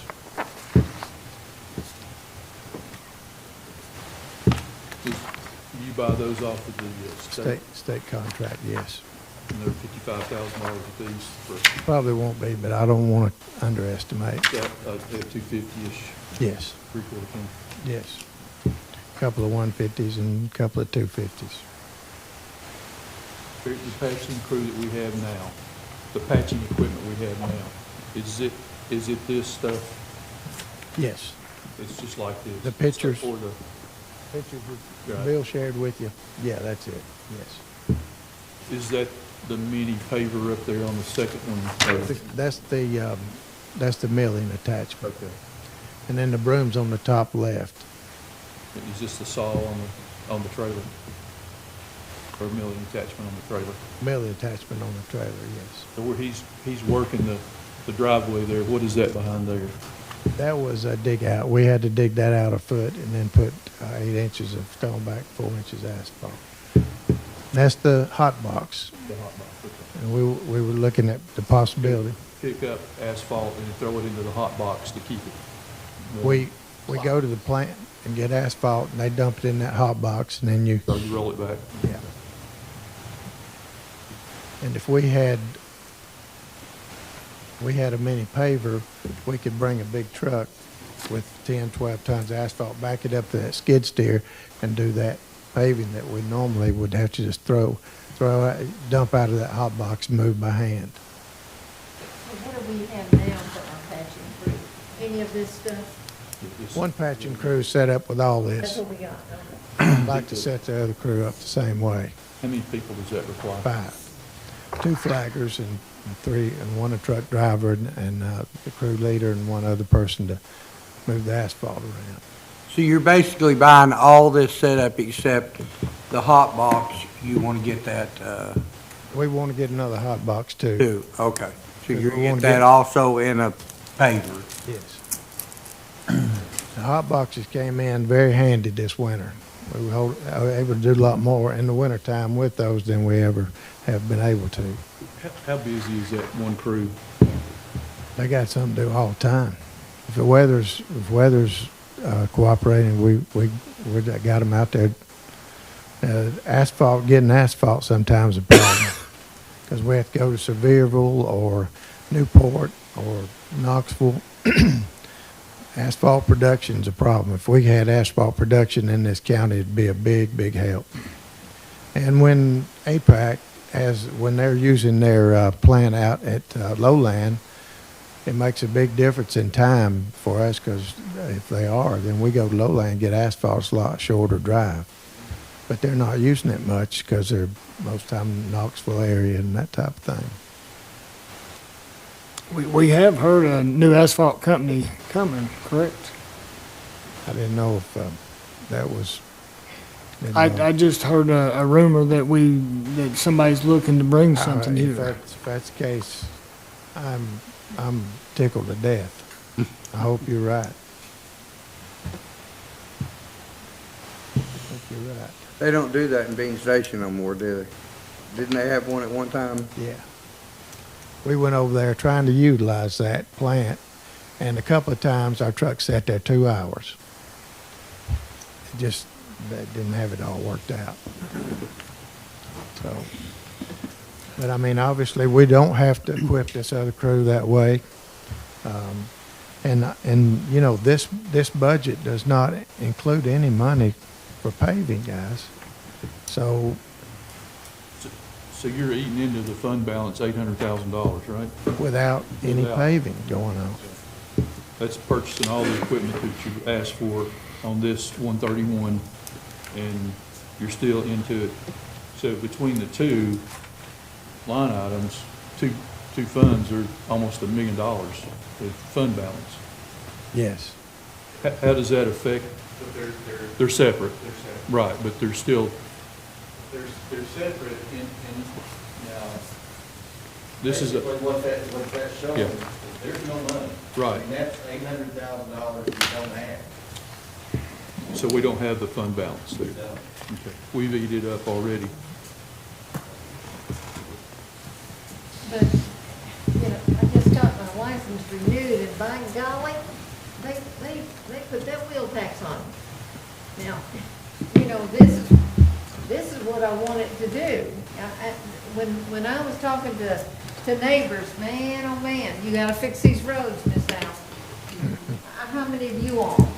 Amen. I mean, Ms. Holden, I mean, by golly, you know, so I sort of look at that equipment as, well, that'd be lovely, but golly, I need asphalt. I need asphalt.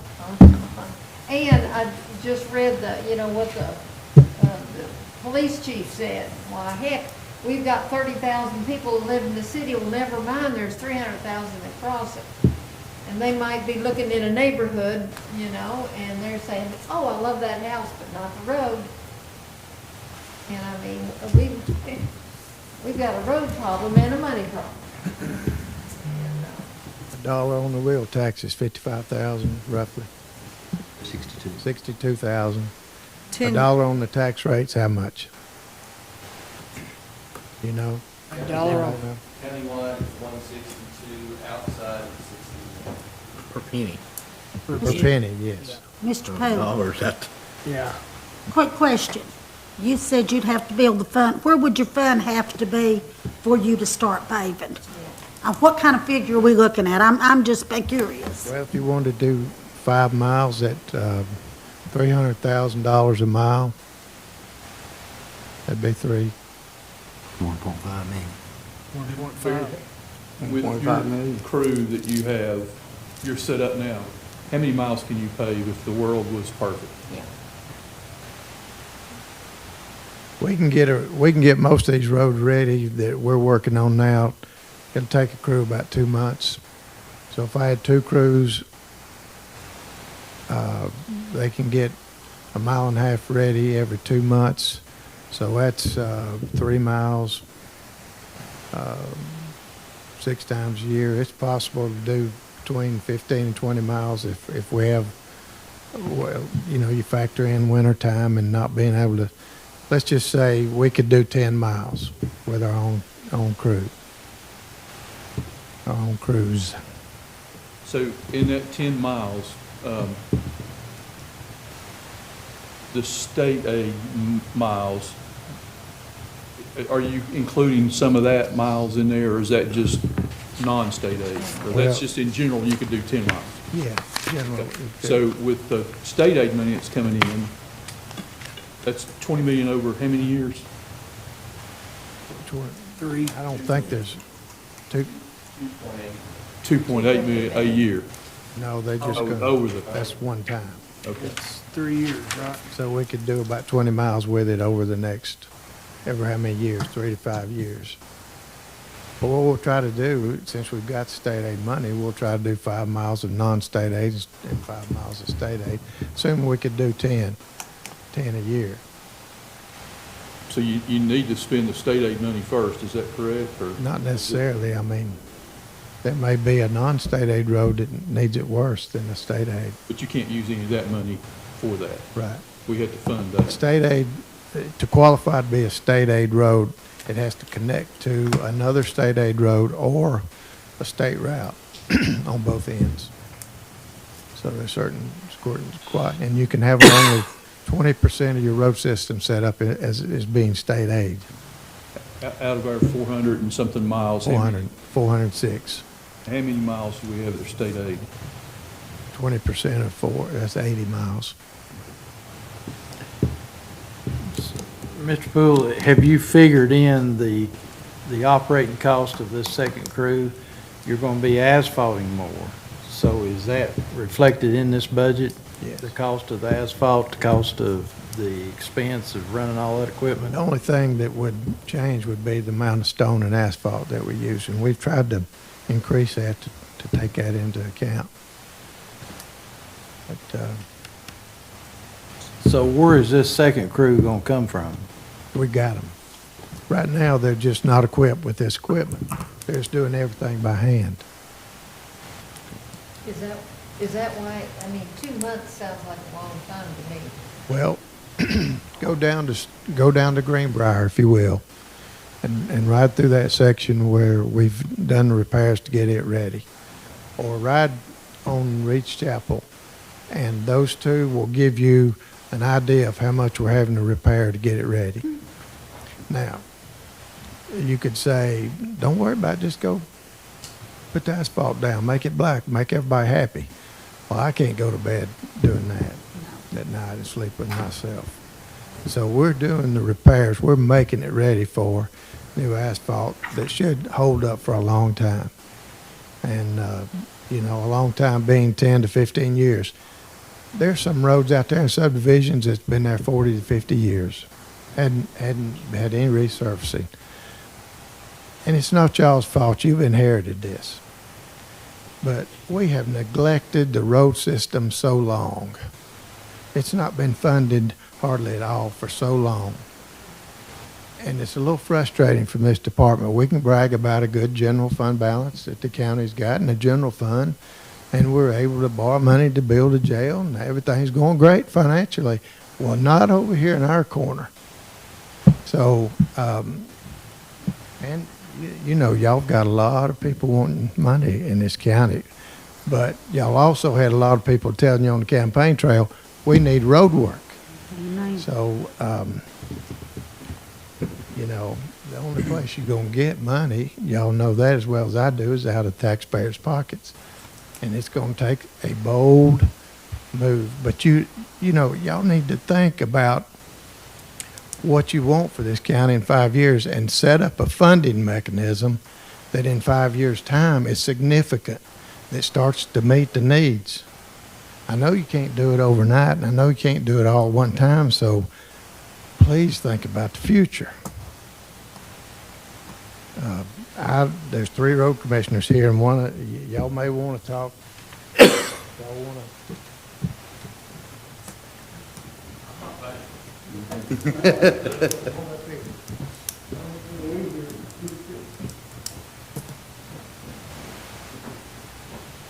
I agree with what Mary says. We need to look at the future. You guys, as he said, you inherited this. But the future is what you're going to be held accountable for. What did you do while you were? The roads in our county, our school system, you heard Mr. Bunch, we've got the best schools in this state. But our roads, Miss Peggy, people who are coming here are going to say, yeah, nice house, bad road. But what have we done?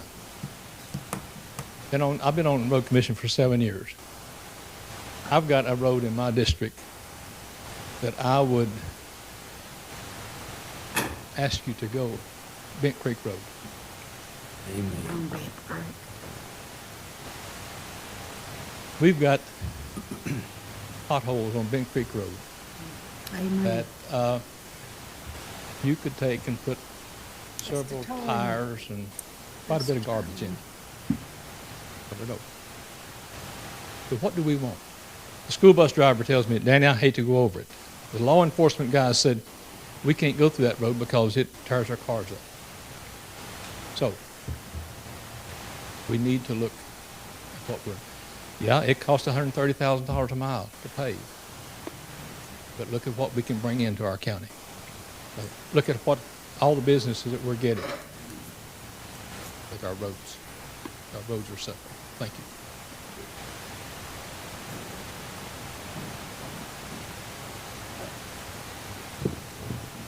You know, when I think about how many people, there it is, right there, the jail, you can now see it. How many, there'll be, what, room for 100 million, and yet we have 65,000 who use our roads. And there's our problem. We, you know, the commission before us, you know, said, okay, we'll spend that. Now we're in a mess. Several commissions before you said, let's avoid this for another year. Because we want to go and talk about how we did not increase taxes. And we can brag about it, and that's what we done. So, Barry, will this new equipment help you fix the roads to get it ready to pave? absolutely. So it's kind of a necessity thing that you've got to have? Well, we can continue on at the same pace we're at. But it would speed up getting you ready to get roads paved? Yes, sir. But what if I understand that the wheel tax goes to general fund. But, you know, if we took half, I think it was $1,600,000, if we took half of that, that'd make that red number black. But you've got to replace what you just I took. understand that, but what if we said, could you live another year without those 4 trucks? And you know, in other words, if we could get, you know, everybody has to go, okay, you know, you've got to trim up here, and because yes, we do have to take care of that stuff, but it makes me a little bit nervous, you know, if we got money in the sock drawer and we're not using it for roads, which was the biggest complaint. But what if you, on the other hand, devil advocate, what if you put the money together, put it strictly in the road department, where that it couldn't be used for anything else? Ever, anything else. Yeah, and left there, and let it build as it was not needed. If it wasn't needed, let it build. Would it take care of the problem? Now, I grant you, our roads are horrible. I hear that complaint every time I turn around. And I agree. I live on Cameron Road. I agree 100%. Commissioner Green, there's one thing about what you just said, that this commission cannot tell the next commission how to spend their money. So I think we all agree if we do something, we're going to do it together, but we can't compel the next commission to honor that same.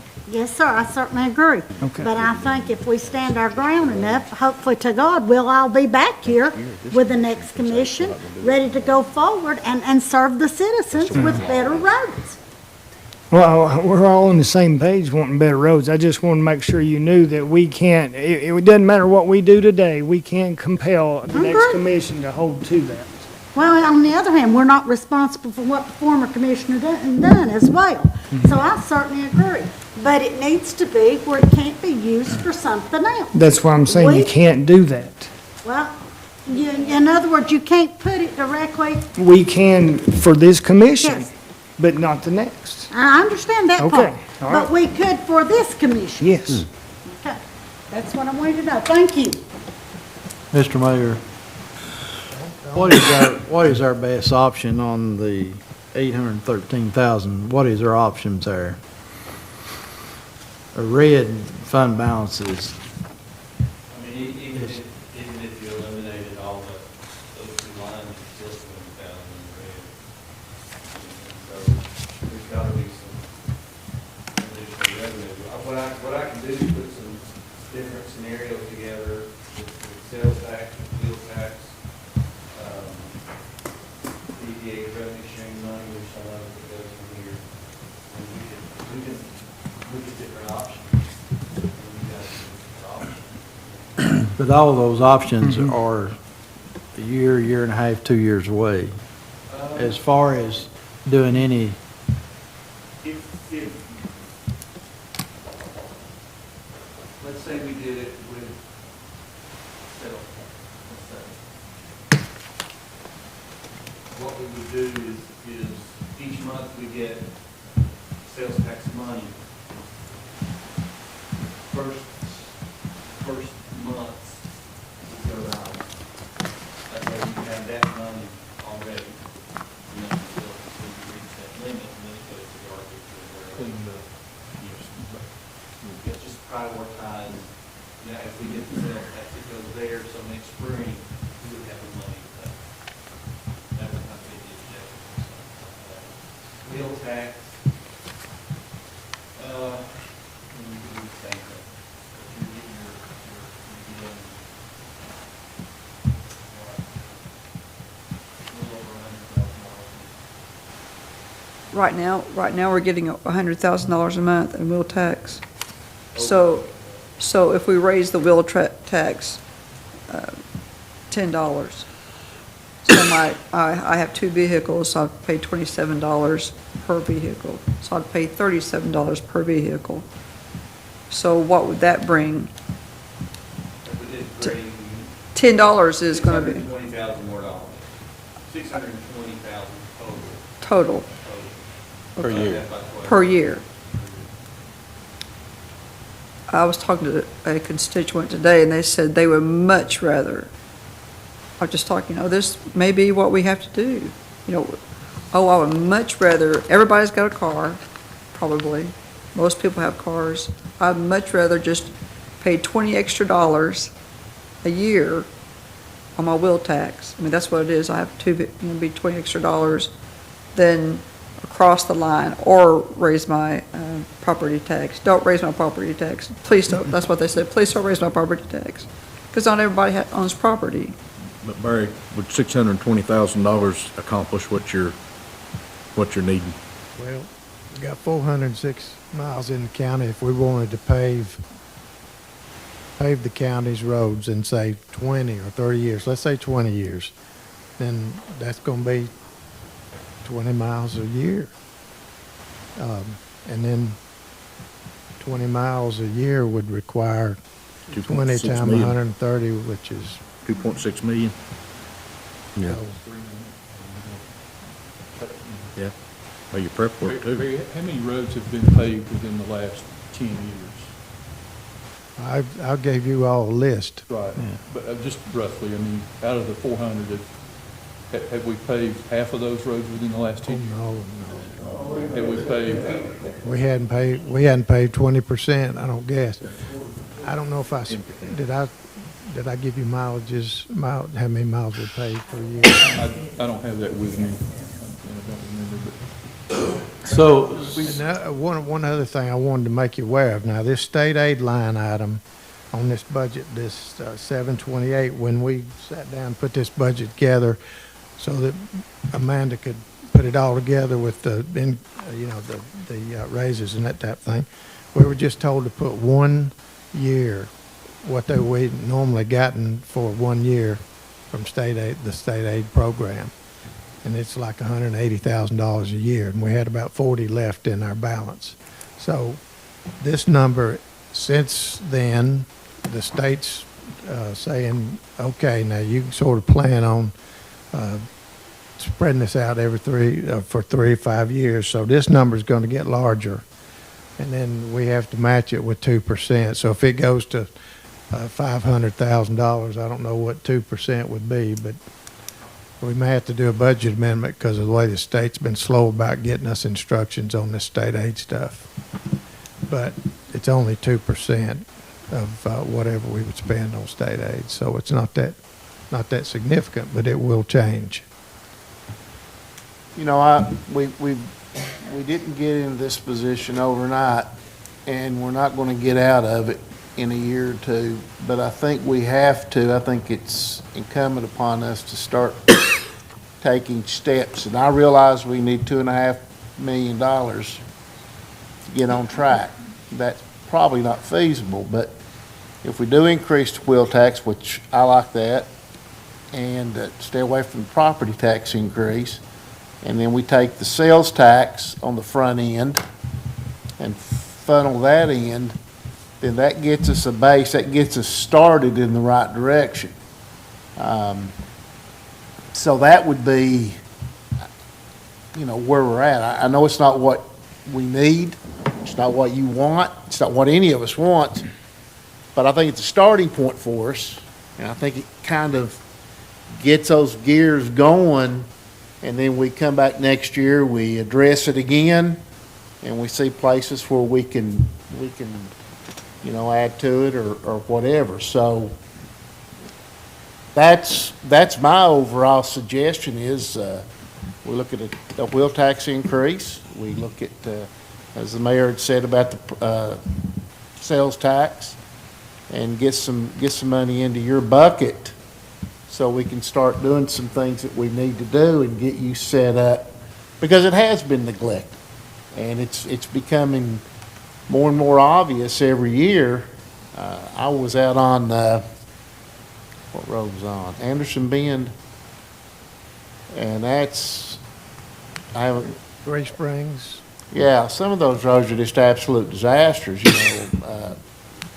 So that's my take on it. I've sat here and kind of listened to everybody bouncing things around, and boy, I wish we could just say, boom, here's $2.5 million. Let's get to work. We can't do that.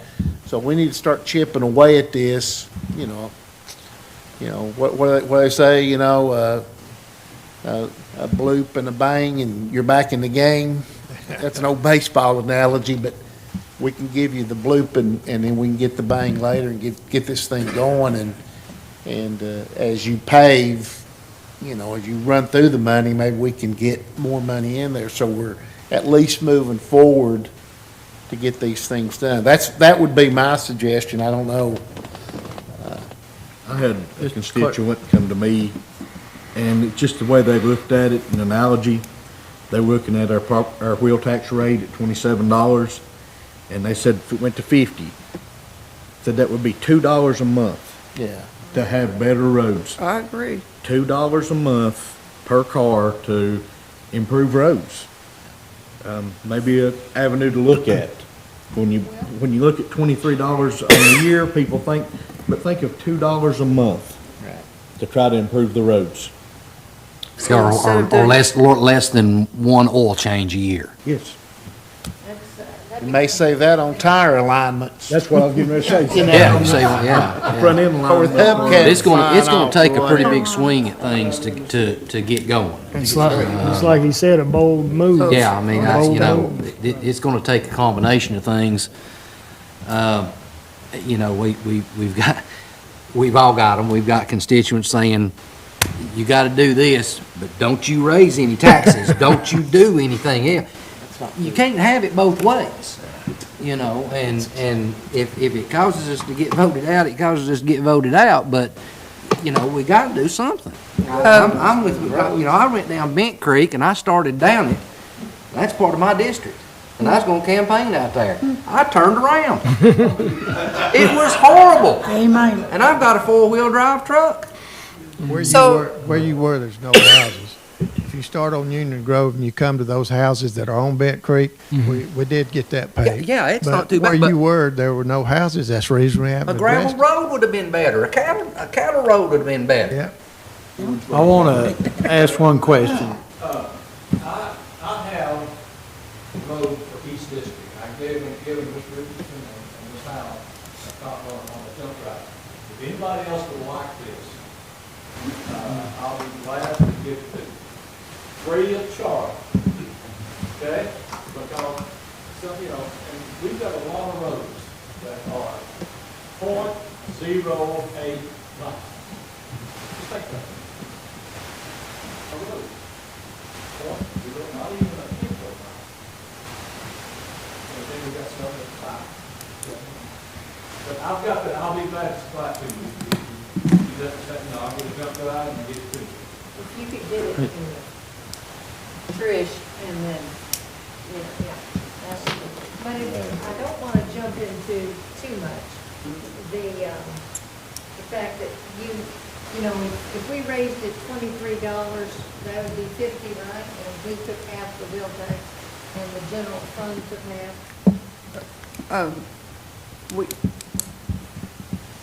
I'm a little lost in your numbers. We could take all the wheel tax, the wheel tax that we charge now, and this commission. Right, let's No, no, keep no, in no, mind, No, keep in mind one thing. I mean, these are all great ideas that we're shuffling around, but any money we move from wheel tax, we have to replace. I'm not talking about moving for, I'm talking about what we're getting, the new one. Am I correct? Because I asked if we do a new wheel tax or the adding on the wheel tax. Okay, so you're saying whatever we add, it goes to. Yes. Just to the Yes. roads and leave Yes. the current wheel tax where it's at. Yes. I see. 23 I would- cents would be $1.4 million Yes. in a year. I would think we $23. need to ask the mayor to do what you suggested. Right. You look at it Right. and you give us options. Right. But then I want to ask Mr. Poole now, you're saying if you got this equipment, then in 2 years you'd have these roads ready, there wouldn't be no cost of getting them prepared, that we would probably be in somewhere of $130,000 per mile asphalt, is that correct? I can't repair 406 miles of road. I didn't in 2 ask you years. to do that. I said the ones, if you got this equipment and then in the next year and a half, those roads that you do would require the 2 inches asphalt, right? And nothing else? That's right. Yeah, we'll get them totally ready. All they got to do is come in, sit down and pave. Yeah, I didn't mean the whole 4. You scared me. That'd be nice. Yeah, we want it all done by Christmas. I thought, oh, Right. goodness. So what we're looking at here, I think in you know, down the road, we're looking at getting more done for, I guess, more bang for the buck, in other words. Well, keep in mind too, if we're out getting roads ready for paving, there's maintenance items developed all over the county too, so we do have to. Sure. Those maintenance activities has to be maintained too, but I could get a whole lot more done if I could get this other team equipped with what the one team does have. And with all this, you just need one more person. I don't need any more people. Well, The one person was in sanitation. Yeah, labor on sanitation. Barry, right. let me hear you right. If you've got this equipment though, you can use one team doing nothing but road work. The other one can do maintenance. Two teams. Yeah, with 2 teams, but what I'm saying, when you have a maintenance issue, you're just pulling one team away. You're not pulling the whole team. So this other team can do nothing but Get them ready. That's right. That's basically what they're doing now. But what's happening now is you're having to pull them off of that to go patch this over here or. I've got another team doing the maintenance, but I want to equip this other team to help with getting them ready too, because that's the biggest priority really. I think we're pretty good on that, Mr. Poole. Thank you. That's Caterpillar. Anyone have any additional questions or comments before we wrap her up? I'd like to see the roads done by Christmas, like you said. It would really be appreciated in my district. We stand adjourned.